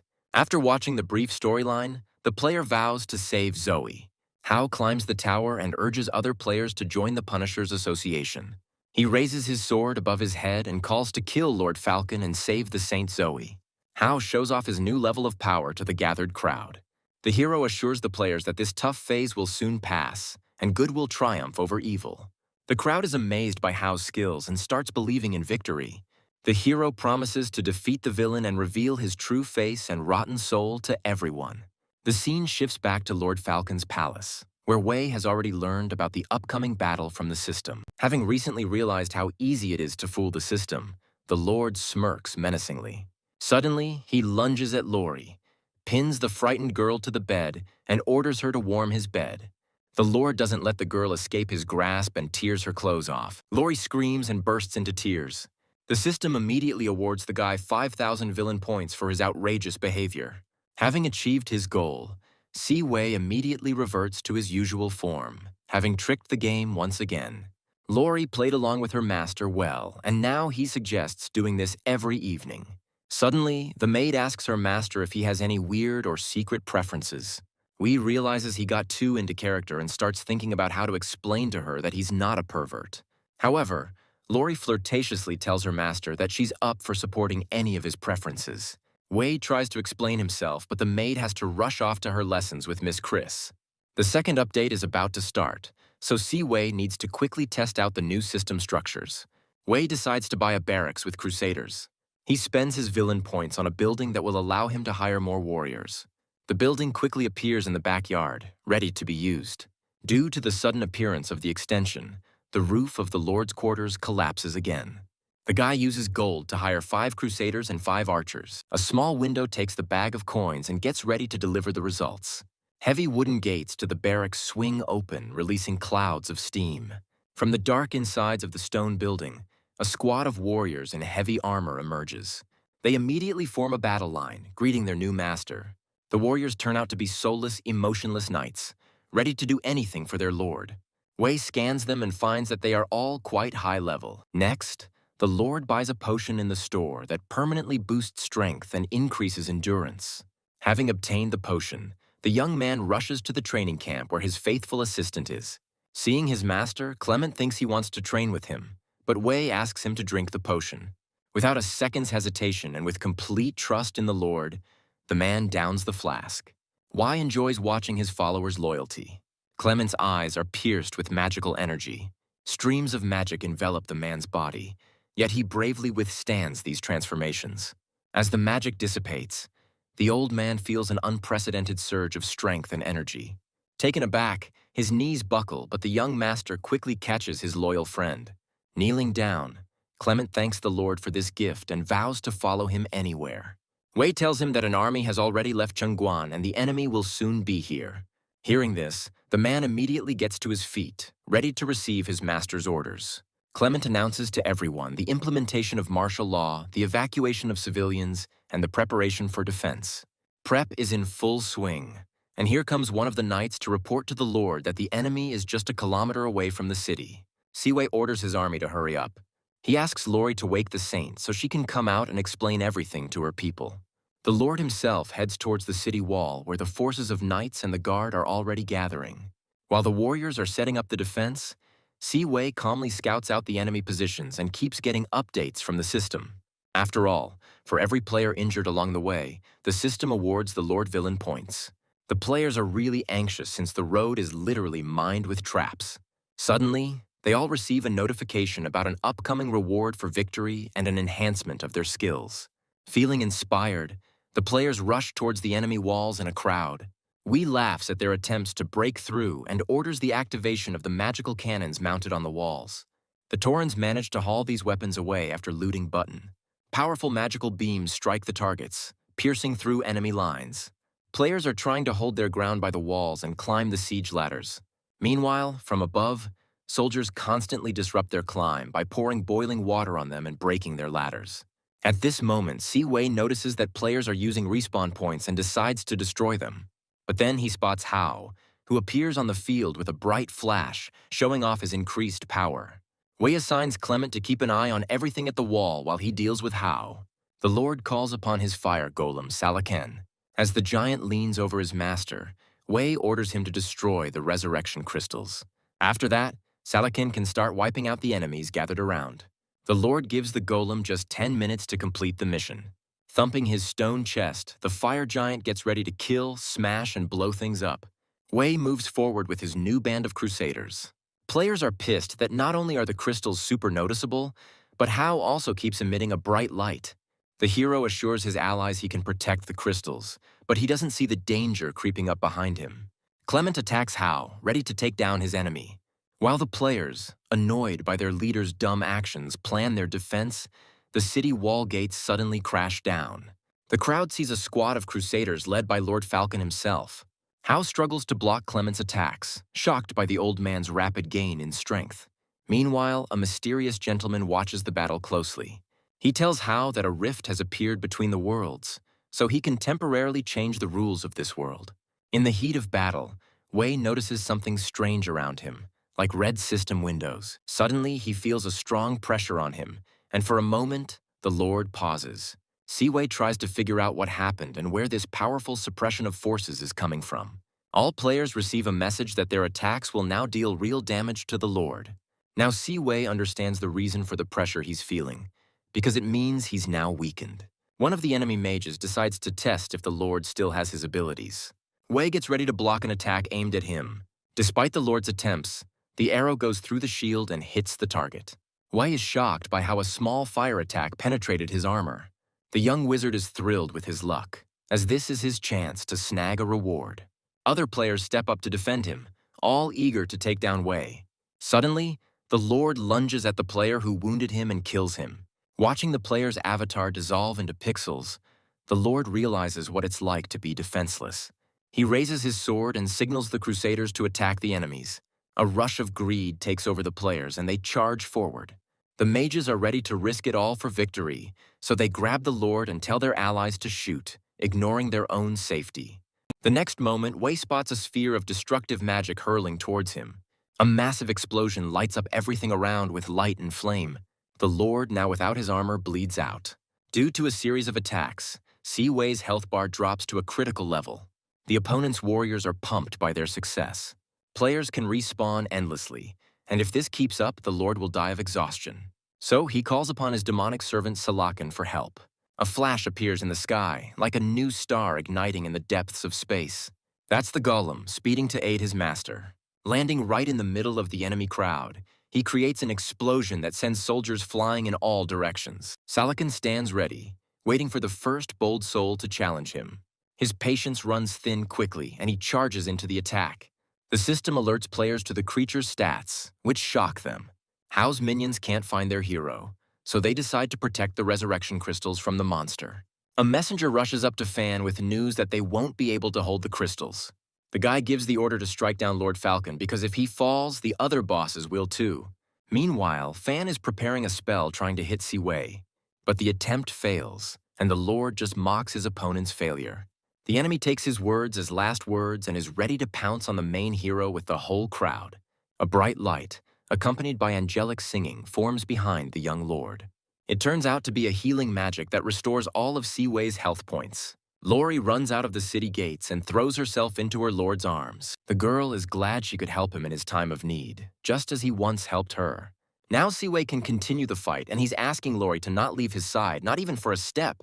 Players watch in amazement as Lord Falcon's strength miraculously recovers. With his energy restored, the main hero easily slices through the enemy ranks. Si-Wei keeps Lori close to maintain the strength she provides him. A single swing of the Lord's sword is enough to summon a high-level beast that mercilessly ravages the opponent. Players resort to a self-sacrifice tactic again, grabbing the main hero. Focusing their energy, the wizards are ready to unleash another barrage of magic. Flames burst from their staffs and rush towards the young master. The wizard waits eagerly for the dust to settle to see the outcome of the third-level fire avalanche. But it's all in vain. The main hero and Lori stand unharmed at the same spot. The mage's fighting spirit is broken. His strongest spell is weaker than the girl's defense. Fan decides it's time to shift focus from Lord Falcon and take out the obstacle that is his healer. But the guy realizes it's already too late and the battle is lost, as they don't have enough resources to continue the fight. Fatalistic thoughts take root in Fan's mind as he watches the demon destroy the crystals. The young lord jumps onto the giant's shoulder, planning to block the respawn points and send the raiders back to Chengguan. The combined attack sweeps even more players off the battlefield. Lori's training wasn't in vain, as she hasn't run out of magical energy throughout the battle. Suddenly, an unknown figure appears on the tower of the city wall. A girl in a nun's outfit with an assassin hiding his face watches the events unfold. She's disappointed yet surprised that so many players couldn't handle Lord Falcon. Her companion says it's too risky to act now, since Si Wei might have some extra tricks up his sleeve. The nun points out that even the Black Sword could meet his match. She reminds the assassin that they can't let down the Holy Throne, and to do that, they need to take out Si Wei. Coming down from the wall, the killer rushes towards Lord Falcon, skillfully dodging the fighting warriors. Lori's keen hearing allows her to detect danger approaching from behind. She sees the assassin winding up, ready to strike the unsuspecting Si Wei. Pushing her master aside, Lori shields him with her body. Si Wei freezes in horror as he feels warm blood on the back of his neck. He turns around and sees that the assassin's dagger has pierced Lori's heart. Rage and pain consume the main character, and his scream echoes throughout the area. A bright flash throws Lori and the assassin away from each other. The maid winks slyly at her master, having shielded herself with the protection of the Holy Spirit, which helped block the attack. Si Wei turns around and sees the assassin running towards them. He scans him and recognizes that it's Sika Sunshi, the Black Sword, a level 49 assassin. The Lord draws his sword, intending to make the assassin regret his actions. He instantly turns into a fiery lion and charges into attack. Junshi is stunned by his incredible strength, totally not expecting Si Wei to rage over a half-human. The assassin dodges the Lord's attack, but he quickly pursues. Their weapons clash in a brutal fight, yet the Black Sword feels his strength waning and calls for his sister's help. Suddenly, a spatial rift occurs, slamming into Si Wei's chest. The hero feels unbearable pain, blood gushing from his mouth. The Lord didn't expect anyone among his enemies to have the skill of spatial blades. Lori rushes to aid her master and clings to him. She needs 30 seconds to fully heal him. A nun appears next to the assassin, urging him on, as they have 30 seconds to take down the Lord. She finds it amusing that the Black Sword got humiliated in this fight, but he's not giving up just yet. Tears of bitterness stream down Lori's face. She feels like it's the end for her and Si Wei. The whole situation seems very odd to the players, as these two, appearing out of nowhere, seem to come from the holiest of thrones. It's unclear how this scene overlaid with the player's mission to attack the city. The assassin pulls out daggers and lunges at the Lord, ready to finish him. Si Wei shields Lori with one arm and with his other, unarmed, stretches it forward to block the attack. They're just a few centimeters away from the sharp blades of the Black Sword. Suddenly, bright beams of light shield the assassin from his victims, wild terror in his eyes, blood gushing from his mouth. Out of nowhere, Saint Zoe emerges from a pile of collapsed stones. The nun barely had time to react before the Black Sword was killed, unable to defend against such a swift attack. Spatial rifts appear in the air once again. The nun plans to catch and destroy Zoe using them. And though the saint dodges the rifts, her opponent sees blood on her body, clearly showing the strain is too much for her. The nun is convinced that if she can just hold out a little longer, Zoe will soon be dead. But unexpectedly, the saint attacks her from behind, grabs her arm and twists it. Before she can recover, the saint dispatches her just as easily as she did with the Black Sword. Zoe stops, horrified thinking about how many injuries she's got. Suddenly, Lori jumps to her feet and shields her master, which seems pretty dumb to Si Wei. But the girl was right, and in the next moment, the saint charges at the Lord with incredible speed. Si Wei covers Lori and draws his sword to defend against Zoe. Their weapons clash, bright beams of magical energy lighting up everything around.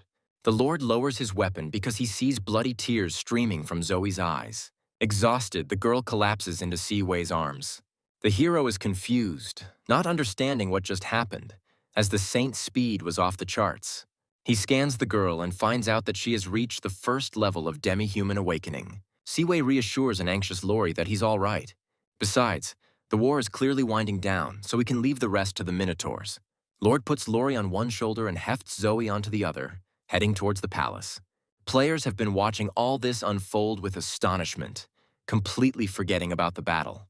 Now they're confused, wondering if it was a glitch in the game and why suddenly there's a temple plot, and on top of that, Zoe saved Lord Falcon. The saint is lying in bed with Lori standing next to her, doing her best to heal her. And while she can heal the girl's physical wounds, she's powerless to mend her emotional scars. Zoe awakened the blood power of the half-humans and might have mixed up dream and reality.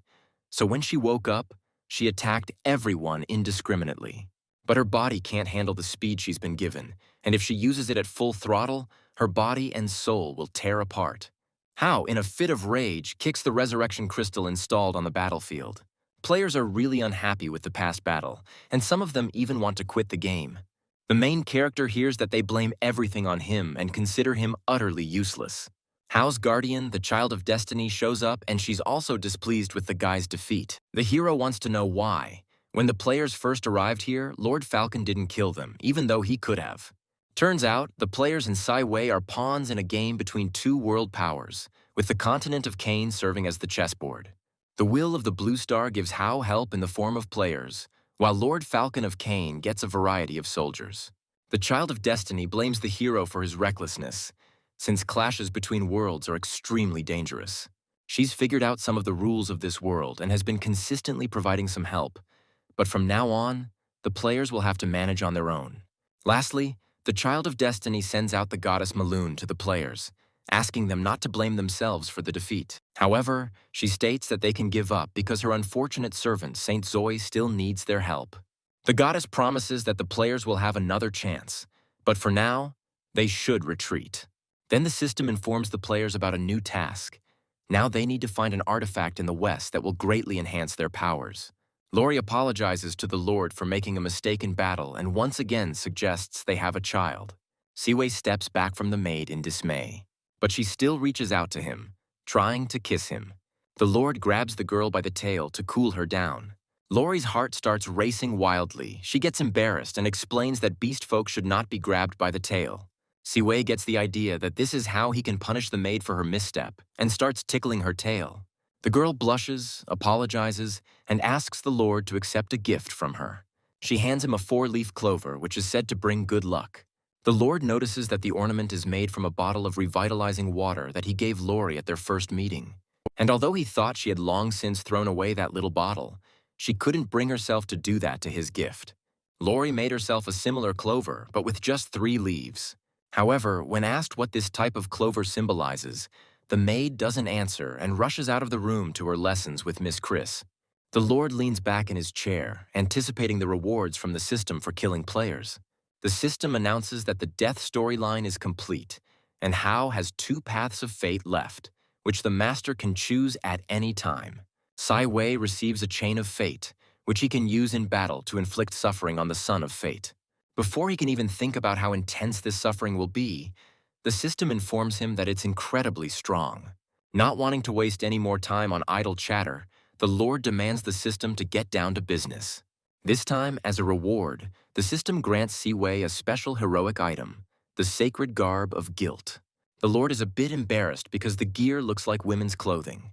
He finally presses the button and gets one of the 3 guises created by the goddess of beauty, Vina. The passive skills include purity, enhanced attractiveness, and, if desired, a connection to nature. The attire can transform into any look the wearer desires, just by imagining its shape in their mind. Shiwei's imagination instantly conjures up some naughty images in his head. The system offers to materialize his fantasy, but the Lord orders it not to. He feels his new reward with his hands, admiring the light and pleasant fabric. Once again, his imagination paints indecent scenes involving Lori, and to distract himself, Shu Wei decides to take a bath. Zoe is lying on the bed, bathed in moonlight streaming through the window. She opens her eyes and tries to figure out where she is. The saint gets up from the bed and looks around, still not fully realizing whether it's a dream or reality. The girl heads to the door, thinking it might be a way out of her dream. But once she steps through, she finds herself in a bathroom with Si Wei, who's only covered by a towel from the waist up. Zoe starts screaming, outraged that a naked man could appear in her dream. She bashfully closes her eyes, but she can't help noticing that the guy is actually pretty handsome. Siwei looks at her in surprise as the awakened saint yells about no longer fearing her nightmare. Suddenly, she lunges at the guy and starts pounding on his chest with all her might. Zoe pushes him into the room and begins to bite him painfully. Unable to take it anymore, the Lord grabs her hands and, holding her tightly, tries to convince her that this is no longer a dream. Since Zoe doesn't believe him, Siwei decides to bite her himself to prove that they are in reality. The girl screams in pain, and only then does she realize that she has indeed escaped the nightmare. Realizing how she just acted, Zoe blushes and awkwardly turns away. The system alerts Siwei about a new villainous task, and without wasting a minute, the guy grabs the saint by the thigh. But Zoe reacts pretty quickly and slaps the Lord so hard that the imprint of her palm burns bright on his cheek. The saint covers her body and looks at the scoundrel with indignation. At that moment, Lori approaches the door to the Lord's chambers, surprised by the strange sounds coming from inside. Siwei and Zoe freeze when the maid knocks and asks for permission to enter. However, when Lori enters the room, the saint disappears so fast that even the Lord himself is caught off guard. The maid sniffs around and asks with a smile if the master has been alone all this time. Wei tells her about Zoe's strange visit, who apparently couldn't tell a dream from reality, and her equally strange disappearance. Meanwhile, the saint, as it turns out, actually jumped out the window and is now standing on the edge of the ledge. The girl's trembling and scared to look down, because the window turned out to be way too high, and now she's clueless about what to do. Lori's showing off to the owner about how well the outfit he gifted her fits. Siwei is thrilled. He's telling the maid all about the perks of this heroic costume. Hearing that the costume boosts attractiveness, Lori gets excited, thinking it'll make it easier to have kids with the Lord. She remembers how Chris taught her not to hesitate and to act quickly before the master changes his mind. Lori leans on the bed and shows off her bare back to the Lord. She tells her master how obediently she follows all his orders. Siwei praises the girl but asks her to wait until his birthday. He forcefully puts Lori to bed because it's getting late. When she finally falls asleep, the Lord breathes a sigh of relief. He goes to the window to get some fresh air and gather his thoughts because he has a lot to think about. But when he opens the window, he spots Zoe standing on the ledge. The saint had been out there so long that she was really freezing. Siwei grabs the girl and helps her climb back into the room. The Lord notices how cold Zoe is and suggests she go back to her bedroom, take a warm bath, and go to bed. Suddenly, Alan bursts into the room, rushing so much he breaks off the doorknob. But when he sees the Lord embracing the saint, he gets tongue-tied and for a moment even forgets why he came. The next morning, everyone gathers in the Lord's office for the night to explain the situation, but he just can't stop crying. CY is already regretting taking this emotional young man back.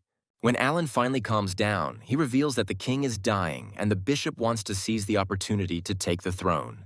In the past few days, his allies have taken out several of the royal army's celestial knights, nearly paralyzing it.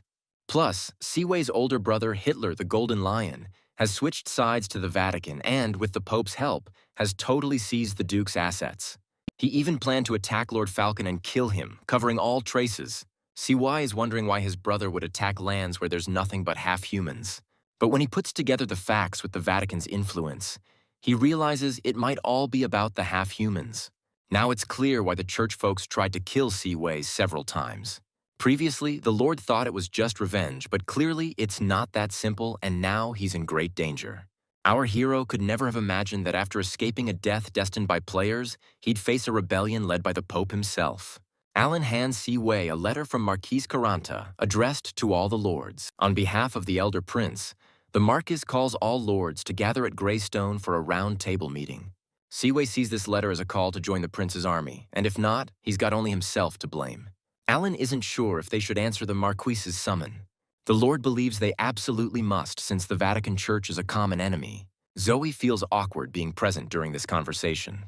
Alan also hands Siwei a scroll with information gathered by his spies in the capital. Zoe can't believe all these events are connected to half-humans. She's eager to find out what information is hidden in the scroll titled Plan Rye. Meanwhile, the scene shifts to the Vatican, where the Pope's men have captured another prisoner.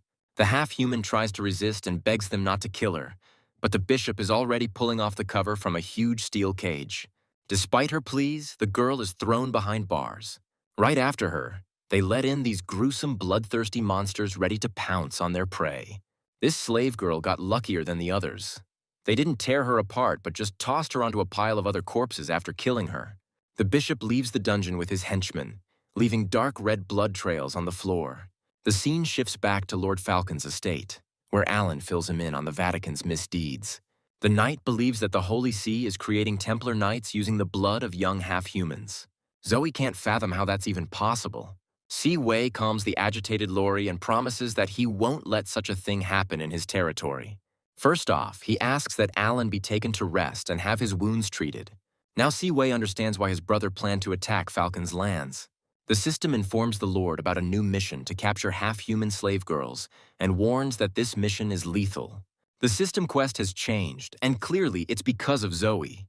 The Lord is pleased that he no longer needs to push the half-human slavery convention. However, by this point, Plan Rai must have already spread far and wide.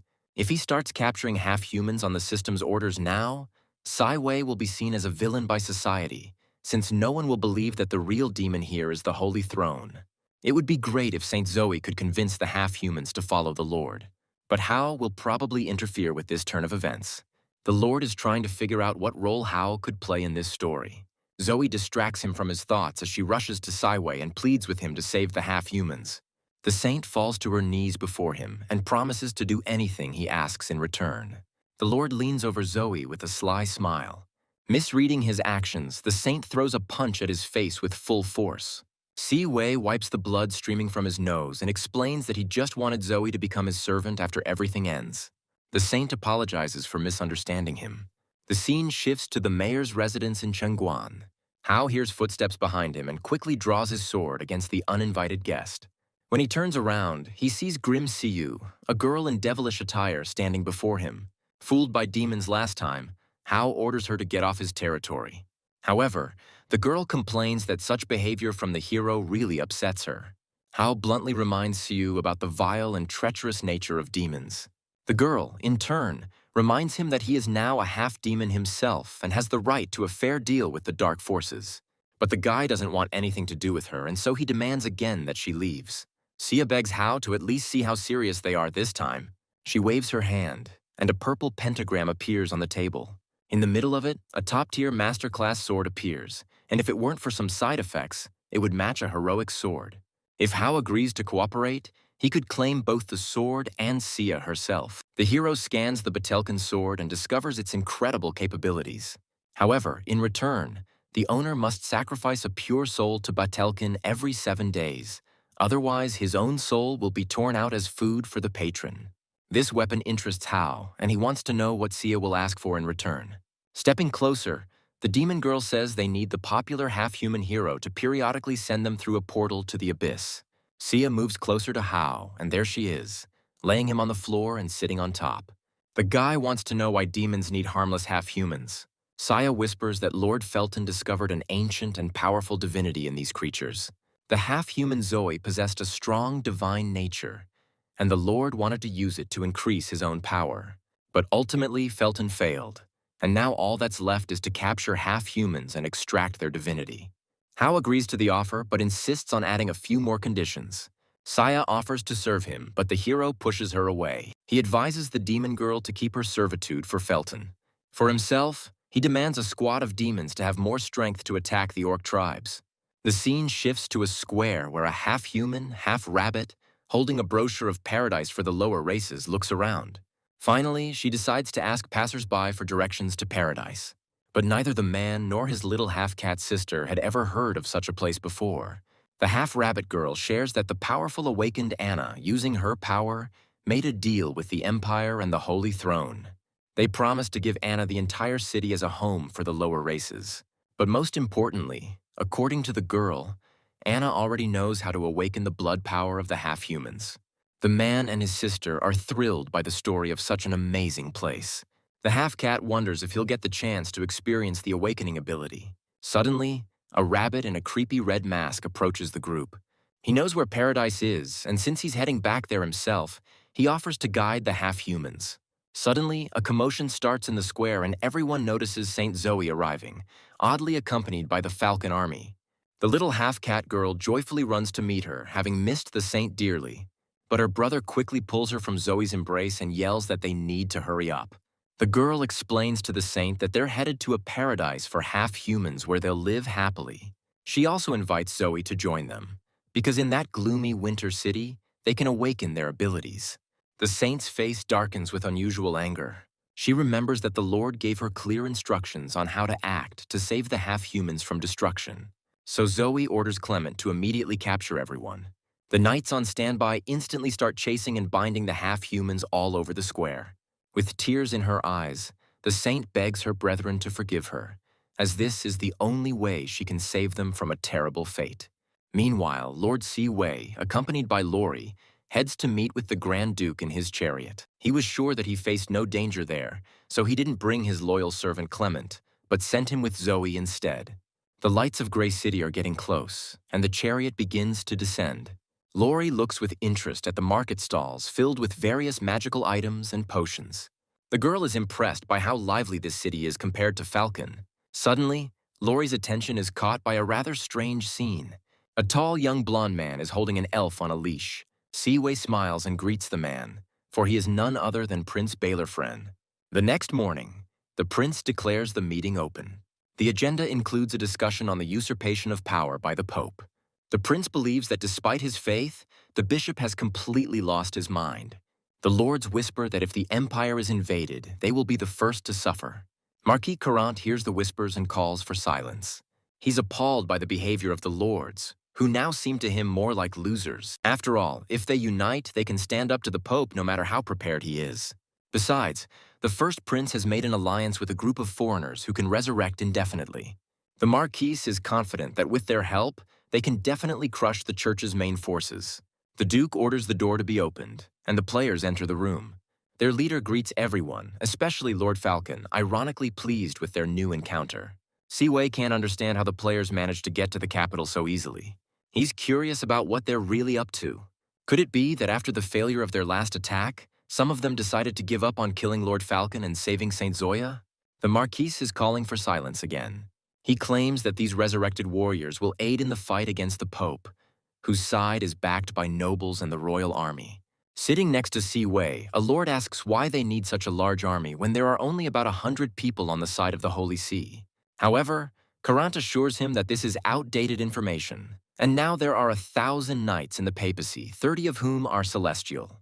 The assembly members can't believe what they've heard, as this number is 3 times larger than that of the royal army. The Marquis asks Lord Jabbo in his frog costume if his monsters can reach the Greystone in 2 weeks. The players lack suitable transport, but Courant promises to provide them with mages to create a teleportation matrix. Meanwhile, Siwei is closely watching the prince, who seems unusually pleased for some reason. Finally, the meeting ends, and the Lord follows the players out. He's determined to find out what they're really up to. Siwei asks with a smirk, did the players really come here just to set him up? When Jabbo asks why Lord Falcon is capturing half-humans, he says he's trying to save them. The players can't believe that, nor that the papacy is conducting experiments on half-humans. Not wanting to stay any longer, Siwei pushes the players away and goes his own way. Rubbing their sore spots, they once again realize that Lord Falcon never tells the truth. In Siwei's chambers, Lori greets him joyfully, having missed him dearly. She throws herself into the arms of her master, but a servant entering asks the Lord to come to His Highness. Siwei realizes that this way, the prince might be seeking the noble's support before the coronation. According to the servant, the Lord can come to the meeting accompanied by his personal maid. Greeting the guests with a glass of wine in hand, Baylorfren admires the strength of the celestial knight Siwei. This kind of hospitality seems a bit odd to the Lord. Meanwhile, the prince keeps showering his guest with all sorts of compliments. All the while, he's pinning an elf girl to the floor with his feet.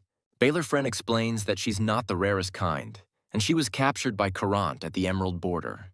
The elf girl had infiltrated the fortress alone and killed more than 80 soldiers and 2 Earth Knights. However, as she was leaving the fortress, she fell into a trap, and now her magic is sealed. The prince offers Siwei the elf girl if he likes her, but the Lord politely declines. Then Baylorfren suggests swapping the elf girl for Lori, and on top of that, he's willing to give anything else the Lord might ask for. CY is so angered by this offer that he clenches his glass so tightly it shatters into pieces. Yet the Lord puts on a smile and politely declines, as he values his maid greatly and would find it difficult without her help. Baylorfren smirks and declares he'll hand over the elf girl to Siwei anyway. The Lord tries to decline again, But Lori suddenly feels the girl's light touch on his leg. Through tears in her eyes, she whispers a plea for him to save her. If Siwei doesn't take the elf girl, Baylorfriend will have to send her to the infirmary. Lori apologizes and asks what awaits the girl there. According to the prince, the wounded soldiers hate elves, so they'll likely torture her and tear her apart. Hearing this, Lori looks at his master in horror. Seeing the plea in the maid's eyes, Siwei thanks Baylorfriend for such a generous gift. After a while, Lord Falcon is already tying the elf girl to his griffin. As they prepare to leave, Lori apologizes to his master for any inconvenience caused. But Siwei isn't mad at his maid at all. He scoops her up in his arms and plants a firm kiss on her lips. The girl blushes with embarrassment because they're outside and strangers might see them. In that case, Siwei suggests they continue this back at home, and their carriage soars upwards. The scene shifts to a forest thicket where a little half-human girl named May is hiding behind the bushes. She's heard rumors that the Holy Maiden is capturing half-humans, so she's scared to stay any longer. The girl doesn't know where to go. Tears well up in her eyes, and suddenly she notices some flyers on the ground. Picking one up, she reads about a haven for half-humans and decides to get there as fast as she can. Along the way, May meets two players surprised to see such a little girl alone in the middle of the forest. She tells them about how the Holy Maiden, under Lord Falcon's influence, is snatching half-humans. The players offer to help the little girl and escort her to the gloomy city for half-humans she told them about. The players disguise themselves as half-humans to escort May, and after some time, all three of them are standing at the gates of paradise. They are joyfully greeted by a hostess who suggests starting off with a meal. The players notice that there are soldiers everywhere in the city with pretty grim faces. Sitting at the table, the guys can't shake off a weird tension. All gathered at the table are welcomed by Kira, a half-human who will be their guide in this city. After lunch, she promises to take everyone to the city entrance ceremony, where they'll meet Lady Anna, whom people call Eve. The half-humans gathered at the table discuss with admiration and excitement how lucky they are to be here after leaving Falcon's domain. Kira approaches May and asks if she wants to see Eve. According to her, the lady has been waiting for all the newcomers at the church for a long time. A crimson, intoxicating fog descends upon Twilight City. Ava, the mistress of flames, stands on stage, welcoming the new arrivals as the fog around them thickens. She asks the crowd to contribute to this paradise by sacrificing their blood, bodies, and souls to her master. The brainwashed crowd joyfully screams, ready to devote themselves to the master. The players sit a bit further away, pinching their noses and May's to avoid accidentally inhaling the gas, already warned about its anomalies by the system. As Ava announces the start of the ceremony, horrific monsters with red demonic eyes suddenly appear behind her. The players no longer doubt that these half-humans have fallen not into a promised paradise, but into a trap. Monsters and beasts burst onto the stage, ready to tear apart their victims. They pounce on the half-humans, but dazed by the fog, they neither run nor try to resist. Suddenly, Eva spots spies sneaking into their ranks and calls for soldiers to help. Dropping their masks, two players desperately try to fight off the monsters. On his way home, Siwei receives a message from the system with new tasks. The Lord needs to kill Eve, destroy the demi-human's paradise, and leave at least 100 players psychologically scarred. Siwei realizes this is a great opportunity since the Celestial Knights of Twilight City are currently deployed to the capital. Not wanting to waste a minute, the Lord orders his griffin to turn around. Meanwhile, the two players, grabbing May in a tight hold, try to escape from the paradise territory. Even though they are not weaker than their enemies, there are still way more of them. However, one of the guys has already managed to take screenshots of what's happening inside paradise and post them on a player forum. Allies have promised to come to their aid soon, and the players just need to hold on a bit longer. One of them tries to fend off the attack while the other rescues the girl. May is crying because she feels guilty for getting everyone into this mess. Their pursuers are relentless, nearly catching up to the players. The guy reassures May that it's not her fault and they'll be okay since they can respawn. Suddenly, high in the sky, a girl spots a chariot pulled by a griffin. Siwei hears noise below and peeks out of the carriage. He sees that knights are chasing the girl, and two guys are trying to save her. The Lord orders the griffin to head to the grove with Lori and wait for him there. He himself draws his sword and leaps down. Siwei lands on one of the knights who almost caught up with the player carrying May. The guy starts to think that his frequent appearances in the game aren't just a coincidence, and he might be the final boss of this update. A couple of minutes later, Siwei is standing triumphantly among a pile of knights he's taken down. The player thanks Lord Falcon for his help, but he just gives him a displeased look. With a smirk, Si-Wei reminds the guy that he only accepts gratitude in the form of offerings. The player is shocked by these words, knowing all too well the kind of reward the Lord usually demands. Si-Wei grins, snatches little Mei from his hands, and stabs the guy with his sword. For killing the player and causing him psychological trauma, the Lord earns 50 villain points. Mei starts crying loudly, calling Si-Wei a bad person who captures half-humans. The hero reminds her that players can respawn, and just then, a loud explosion is heard nearby. A whole team of players has teleported here, called by their allies to rescue little Mei. They fiercely attack the remaining knights who are still alive. One of the guards manages to rush into the castle and alert Eva about the attack. Kira, who's standing nearby, starts to panic and gets a hard slap from the lady for it. Eva orders to wake up the Snow Queen and send a magical message to the Pope, asking for reinforcements. Meanwhile, the players are already reaching the main castle wall, making sure to take screenshots and post them on the forum. Suddenly, in front of the player's son, who is pushed forward, appears an incredibly attractive girl asking to be warmed up. She throws herself into his arms and asks him to hold her as tight as possible. The next moment, the other players watch in surprise as one of their leaders kisses the girl. They suddenly notice a red health bar on her and realize that she is a game boss. According to the system message, she is the elite knight of the sanctuary, Snow Queen Mirabelle, the supreme mage of the Legion. The girl laughs at the players and is about to show them the full power of her icy storm. Mirabelle casts a spell, and in a blink, all the enemies are trapped in ice. Only one of the frozen foes manages to break free from the ice encasing him. The players watch in surprise as Lord Falcon rushes towards Mirabelle with incredible speed. The Snow Queen turns just as Si-Wei aims his sword at her. Transforming into a fiery lion, the Lord charges into attack. The icy Mirabelle struggles to dodge his fiery assaults. However, it doesn't take long for Si-Wei to hit her with his magical aura. The girl falls, surrenders, and asks for mercy, all the while keeping a smile on her face. Mirabelle promises to serve the Lord and give up everything she has if he lets her go.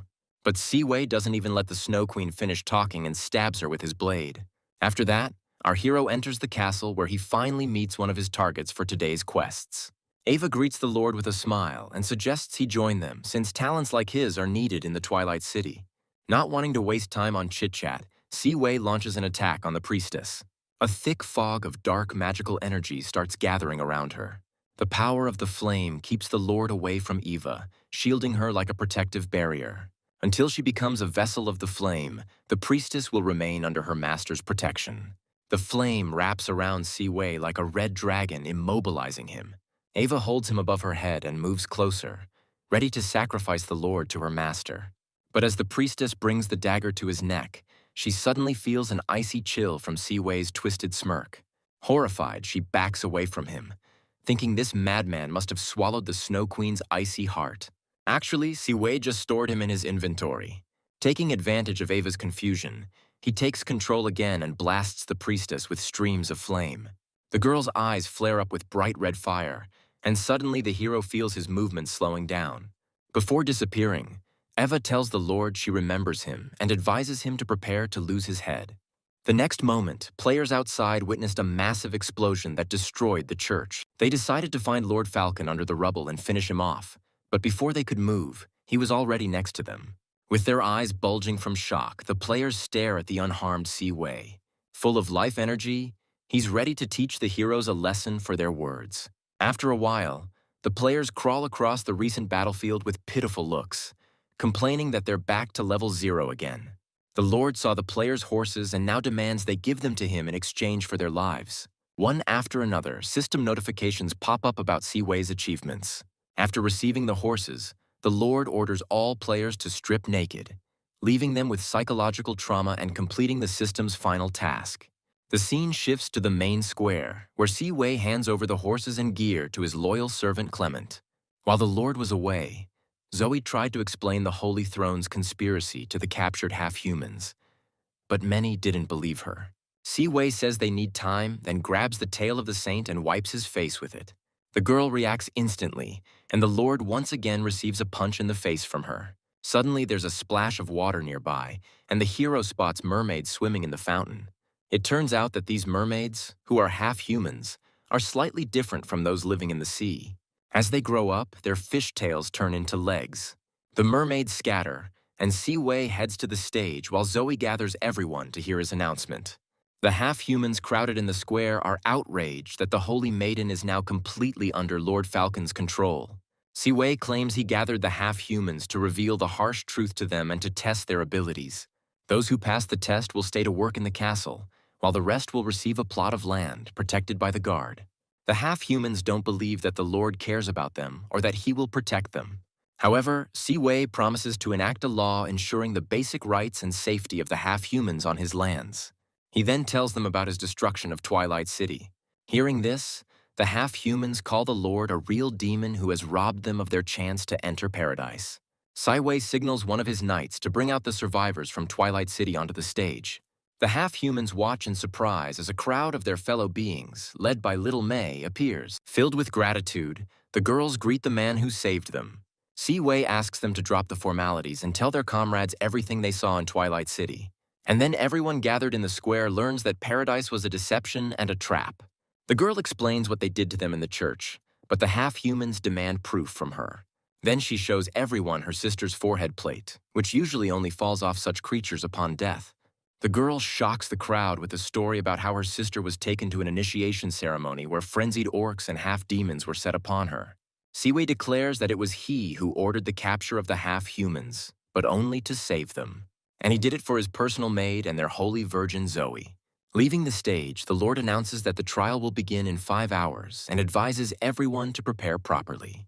Now the half-humans realize how wrong they were about Lord Falcon. 5 hours later, everyone gathers again at the same place. The Lord is about to test the half-humans using his crystal ball. This ball can extend the reach of his wasteland gift. Siwei raises his hand, and the crystal ball lights up with a bright yellow flame. He orders everyone to try and feel this energy, following the call of blood that has awakened in their veins. But for now, the whole crowd of half-humans feels nothing but warmth and an incredible attraction to Lord Falcon. Looking over them, Siwei can't shake the feeling that everything is going wrong and none of the half-humans are awakening. Suddenly, a yellow glow lifts one of the girls standing in the crowd into the air. Then, with a loud splash, a mermaid emerges from the water, and seeing this, the Lord smiles contentedly. However, his joy is short-lived, as out of 800 half-humans, only 2 have awakened. Annoyed at being captured again, the mermaid tells Siwei she has no name, so he calls her Bubble. The second girl introduces herself to the Lord as Nina, and then Siwei asks the girls to share their visions during meditation. The mermaid shares that she saw the sea, a storm, ships in whirlpools, high waves, and a tsunami. Siwei decides to keep her in the castle and orders her to start working from tomorrow. Bubble will settle in the fountain, and no one will dare to catch her with a net anymore. Nina, on the other hand, saw pitch darkness and murkiness around her during meditation. Then a desert, the seabed, volcanoes, and various stones. Siwei can't figure out if this little one is going to be throwing stones or crafting golems. He decides to keep Nina in the castle too, but since he doesn't know what she'll do yet, he assigns her to watch over the other kids for now. Having dealt with them, the Lord summons Clement to discuss the resettlement of the half-humans. Meanwhile, his new subjects discuss everything they've seen today. Siwei orders Clement to conduct a census of the half-humans, provide them with jobs, housing, and a 3-day supply of food for free. The assistant reports to the Lord that they're running low on cash. Siwei is thinking about how much this charity gig is costing him. Suddenly, he fixates on the word charity, realizing it's unfair to dump it all on one ruler. He orders Clement to gather all the city's rich by 9 a.m. tomorrow, threatening them with exile to the mines if they refuse. Exhausted after a hard day, Siwei enters his quarters, looking forward to some well-deserved rest. Out of nowhere, an elf girl attacks him from behind, ready to strike the Lord with a lamp. But our hero hears her coming and reacts swiftly. In a flash, the girl finds herself pinned against the wall by the Lord, who's pissed off at her ingratitude for saving her. He scans the elf and discovers her name is Isilia. She's the younger sister of the Elf Queen and a level 49 battle mage. The girl screams that she'll kill the Lord because he was the one who first invaded her home. Siwei is trying to calm Isilia down, especially since he has no clue where her house is. At that moment, the Lord notices a weird line in the system notification about an activated elf beacon. When he says this phrase out loud, Isilia reacts pretty aggressively, so Siwei demands an explanation from the system. According to the info, the elf beacon is a magical mark that allows royal family members to locate each other. Realizing what the beacon's activation could mean, the Lord starts yelling at the elf girl. Since Icelia keeps playing dumb and claims she did it on purpose, Wei asks the system how to deactivate the mark. After getting the necessary info, he tears the girl's clothes. Just below her navel, the Lord finally finds what he was looking for. But since he doesn't know exactly how to deactivate the beacon, he pokes at it as if it's a button. Lori walks into the room just as the Lord is busy poking around. Si-Wei suddenly remembers he didn't lock the door because he was attacked right away. Lori is mad at her master, but he's asking her to let him explain everything. But she doesn't want to hear it and insists that what her master does with others is none of her business. However, upon hearing about the elf beacon, Lori heads straight to Icelia with determination. At that moment, Si-Wei gets an alert from the system that the beacon has been turned off. The elf whispers to Lori that she brought the Lord some food, but he dragged her into a room and tore her clothes. Yet, with a calm face, the girl convinces her that the Lord is good and would never force anyone to have children with him. Si-Wei confirms it's true and approaches Icelia with a small red ball in his hands. Before the elf can react, he shoves the ball into her mouth. The Lord claims that he gave her poison. Then he asks Icelia to look at his hand, which is already red and swollen.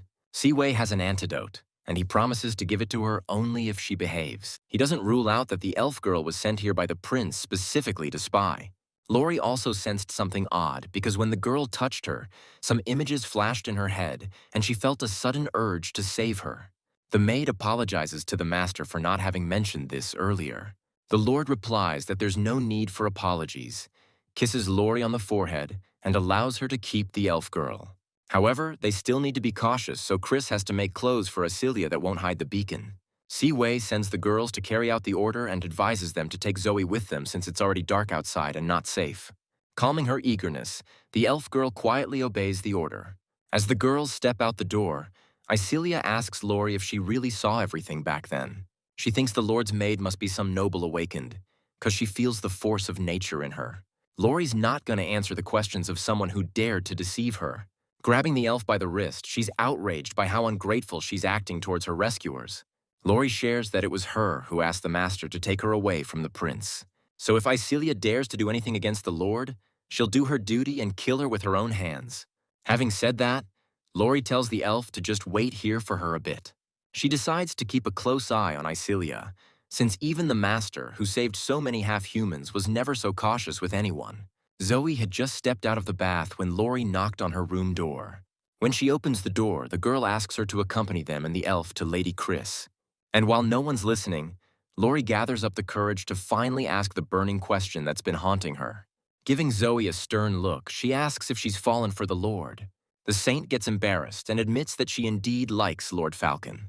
Lori didn't miss how the girl's feelings towards Si-Wei changed drastically after that dream. Zoe doesn't deny it, but she can't confess what exactly she saw in the dream. Nonetheless, the maid firmly states that she will be the only one to bear the Lord's children. At that moment, the saint suddenly realizes that there was nothing going on between Si-Wei and Lori yet. She decides to take matters into her own hands and starts convincing the girl that it's totally unfair. Then Zoe confesses that in her dream, she and the Lord were doing what people do to make babies. Hurt, tears start flowing from the maid's eyes. Zoe, however, claims that unlike her dream, the master actually kissed Lori for real.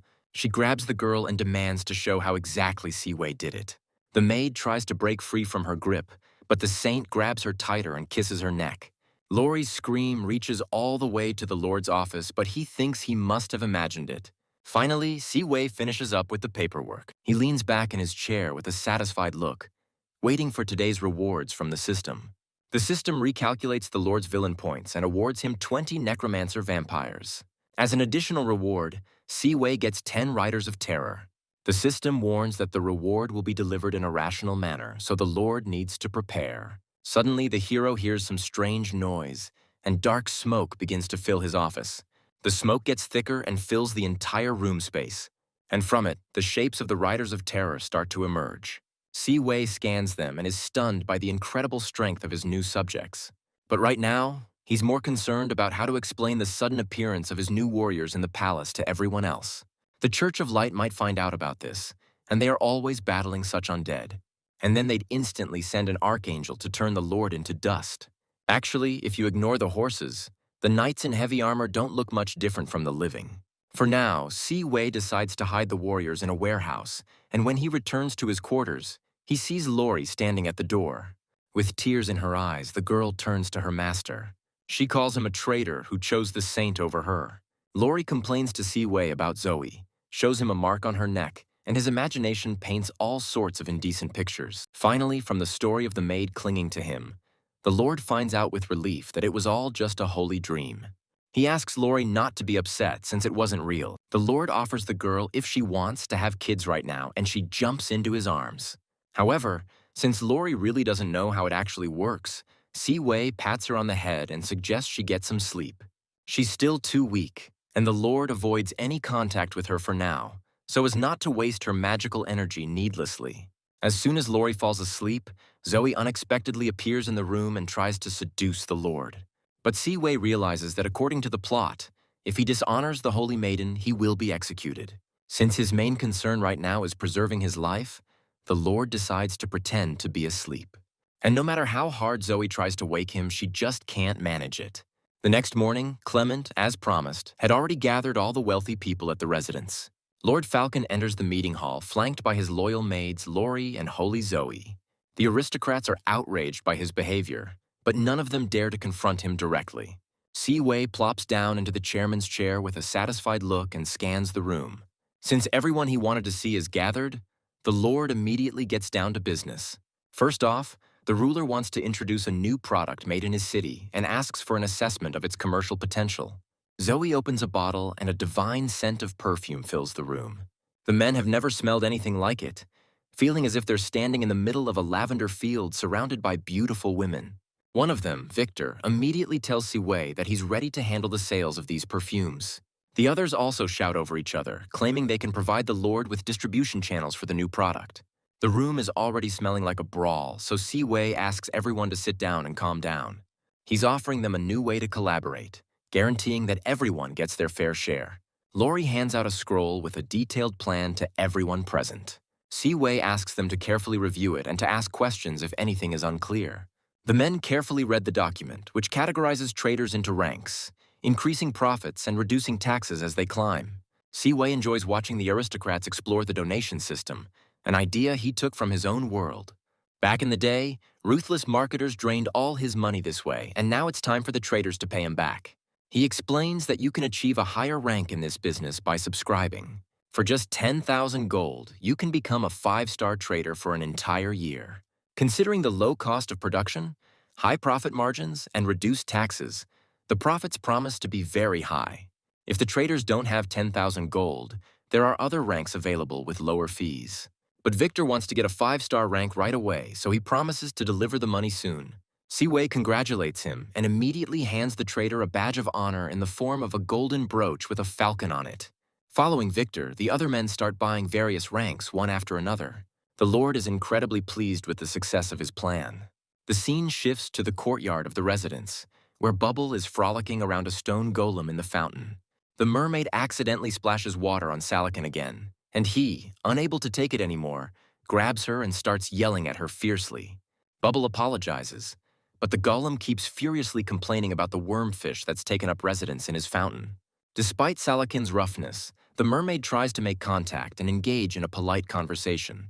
Just at that moment, Si Wei arrives at the fountain accompanied by his indispensable maids. The golem and Bubble greet their master, although the mermaid, with her poor memory, doesn't immediately recognize the Lord.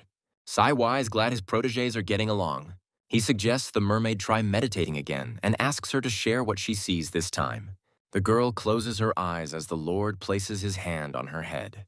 She sees the deep sea, an endless school of fish, and a dead whale sinking to the bottom. Bubble also sees a fisherman trying to tell her something. Finally hearing his words, the mermaid abruptly opens her eyes, because the fisherman told her to wake up and not become a vessel for the god. The next moment, the girl faints, but Si Wei manages to catch her just in time. The Lord scans the girl, confirms that she has fully awakened, and learns her real name, Starry Sea. The mermaid's words make him ponder about the gods, who fell asleep at twilight, trying to return by using the bodies of half-humans. Lori suggests to his master to heal Bubble, but he sees no need for it. And then it hits him that the gods need the faith of mortals to increase their power, so they try their hardest to break into our world. Demi-humans with a divine spark are the perfect tool for this. The gods waged war and attacked the demi-human kingdom to steal their divinity. If Siwei's guesses are right, there will be very few awakened ones, and incredibly powerful forces will fight to possess them. Lori notices that the master is deep in thought and moves closer to him. Zoe does the same and asks if something happened. The girls start competing for the Lord's attention, and suddenly the saint reminds Lori that they agreed to cooperate. Despite Siwei's desire to find out what cooperation they're talking about, neither of them tells him anything. The hero receives a new notification from the system about a new update in the game store's inventory. The system offers to purchase second-level monastery barracks with the option to hire priests. All the recent events have scored Siwei a ton of points. While the girls behind him are still squabbling over the Lord, he himself is figuring out the best way to spend his accumulated points. And even though he's got the powerful healer Lori, having some combat priests wouldn't hurt. The Lord buys a monastery and orders the system to build it next to the watchtower. The game notifies that the monastery construction is complete, and Siwei heads over to check it out. The girls stop their bickering only when they notice the Lord leaving. The scene shifts to the backyard of the residence, where the system has already erected a new temple. Siwei pours gold coins into a special bowl, thereby hiring 10 priests. The combat priests instantly appear before their master and swear allegiance to him. The Lord is stunned by their gigantic size and fierce appearance. He scans one of them named Sigma and is amazed by the incredible skills of his new warriors. Instead of preaching, these priests use punishment and kill enemies with divine power. Siwei reminds the system that it owes him another reward for desecrating the holy. For this, he receives a mysterious crystal shard and a mysterious egg that will wait for its master in his quarters. At that very moment, player Hao notices that one of the crystals is missing from his medallion. All the other players receive a system notification about an update.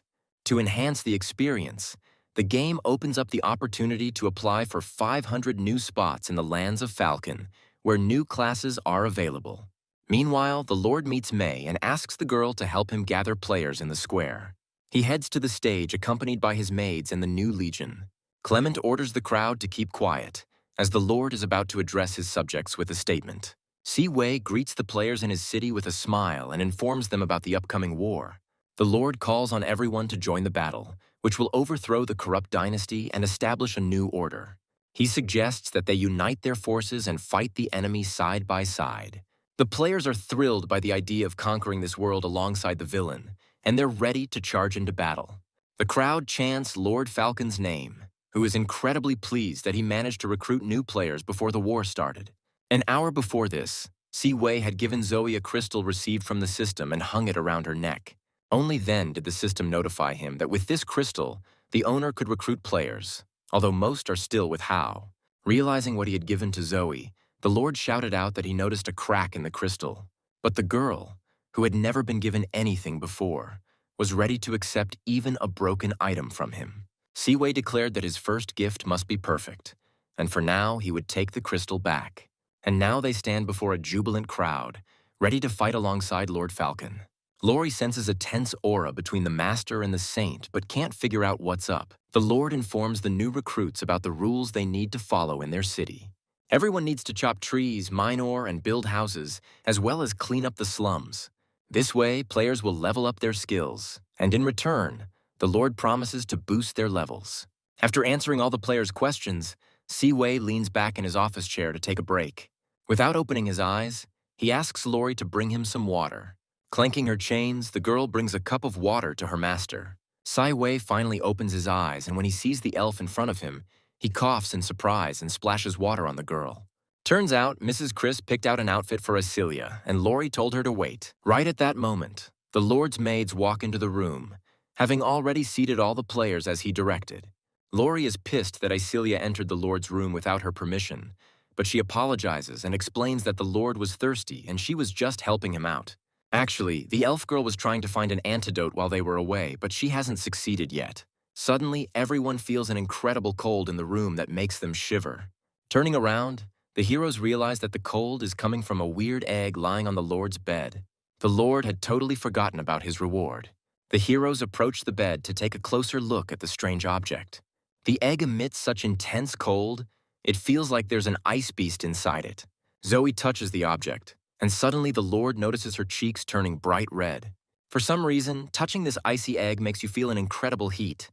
Si-Wei can't figure out how two opposite elements can coexist in one object. After scanning it, the Lord is surprised to find out it's a bride that needs to be carefully nurtured. Lori curiously examines the unusual object, guessing that it might contain someone's child. Si-Wei carefully wraps the egg in a sheet. He gets the idea to let players take care of the object, having them wash it carefully every morning. However, the egg responds by blasting the Lord with intense heat, as if to say it's not okay with that. Then Si-Wei suggests delegating the task to his maids, but it shows its displeasure again. Only when the Lord decides to take care of it himself does the egg become warm. Si-Wei decides to name the object, and when he suggests calling it Eggy, it blasts him with freezing cold. Zoe suggests the name Konai, which means mighty and noble in the half-human language. After figuring out the name, our hero turns to the system to assign a quest to the players. He tasks them with clearing the area around the city of monsters. The players are amazed by the high rewards Lord Falcon promises for completing his quest. Excited, they head out to clear the monsters and score some high-quality gear. But one player decides not to join them, preferring to build and develop while avoiding bloody battles. Those who didn't make it into the top 500 players in Falcon's lands are regretting staying in this dump with the main character. Meanwhile, Hao is fuming in his office because that damn Si-Wei stole his shard of divine essence. Plus, almost all the half-humans are now in Winterhold, and if our hero doesn't deliver a new batch in a month, the demons won't spare him. Suddenly, the Child of Destiny appears in the room, already aware of the lost shard. However, he managed to study the Orc artifact, and now he can grant his followers Orc classes. Hao thinks it won't change a thing since he's now a laughingstock, but the Child of Destiny insists they can help him. Our hero needs to expose the true face of Prince Keln, who made a deal to gain power and became a vampire. Plus, Hao's alliance with the Abyss can't be broken anymore, so they need to turn to the Church of Baldar and they'll help him with the half-humans. And when the war kicks off, our hero will lead the followers of the Child of Destiny, stab Prince and Lord Falcon in the back, and they'll split the loot. The ancient gods of Cana are waking up from their sleep, and Si-Wei already has 4 vessels. The Child of Destiny retrieved an artifact from the ocean of Cana capable of awakening the god of the Abyss, and Hao needs to help him return. He gives our hero a trident, which he must use to pierce the heart of a half-blood named Star C. Hao examines the trident and notices some strange dark spot on it. The Child of Destiny orders him not to touch it, as it's a divine corruption that could plunge one into the depths of madness. The system alerts the hero about a new time-limited epic battle quest, the Battle for the Capital. Other players also receive a notification, promising plenty of rewards for participating in the upcoming battle. The players discuss whether they should stick with the prince. They decide to serve whoever pays more, since their main goal is to level up in the game. So they all agree that it's best to steer clear of the prince. The scene shifts to Lord Falcon's office, who is once again working on documents about resettling half-humans. Zoe knocks on the door, coming to see Si-Wei to talk about the half-humans. She thanks her master for his help towards her people. Before the Lord can react, Zoe is on his desk reaching for a kiss. Meanwhile, the players who switch to Lord Falcon's side are desperately fighting monsters in the nearby forests. As they kill the beasts, they collect cores that they can later exchange for equipment. Suddenly, player Aini is attacked by a high-level Danger Forest spider wolf. The guy is confident they can take down the spider together, but then he notices a whole 100 eyes watching them from behind the bushes. The players hide behind rocks and suddenly see that next to the spider's health bars there are 2 buffs, Fear and Frenzy. This could either be a monster uprising or a hidden quest. Aini believes it's more likely a hidden quest that they need to tackle. He shows his allies the sword he got from completing a similar quest. The players need to consult a key character, so they decide to head to Gudabai. The knight is surprised by the player's unexpected visit so late. However, when he learns about the horde of spiders moving towards the city, Gudabai feels like he's been doused with a bucket of ice water. He immediately orders to finish the monster elimination mission and return to the city. The knight is racing full speed to Lord Falcon to report the invasion. On his way, he recalls how often he burst into his lord's chambers at the worst possible times. Right at the door, Gudabai suddenly hears a woman's voice coming from the bedroom and hesitates.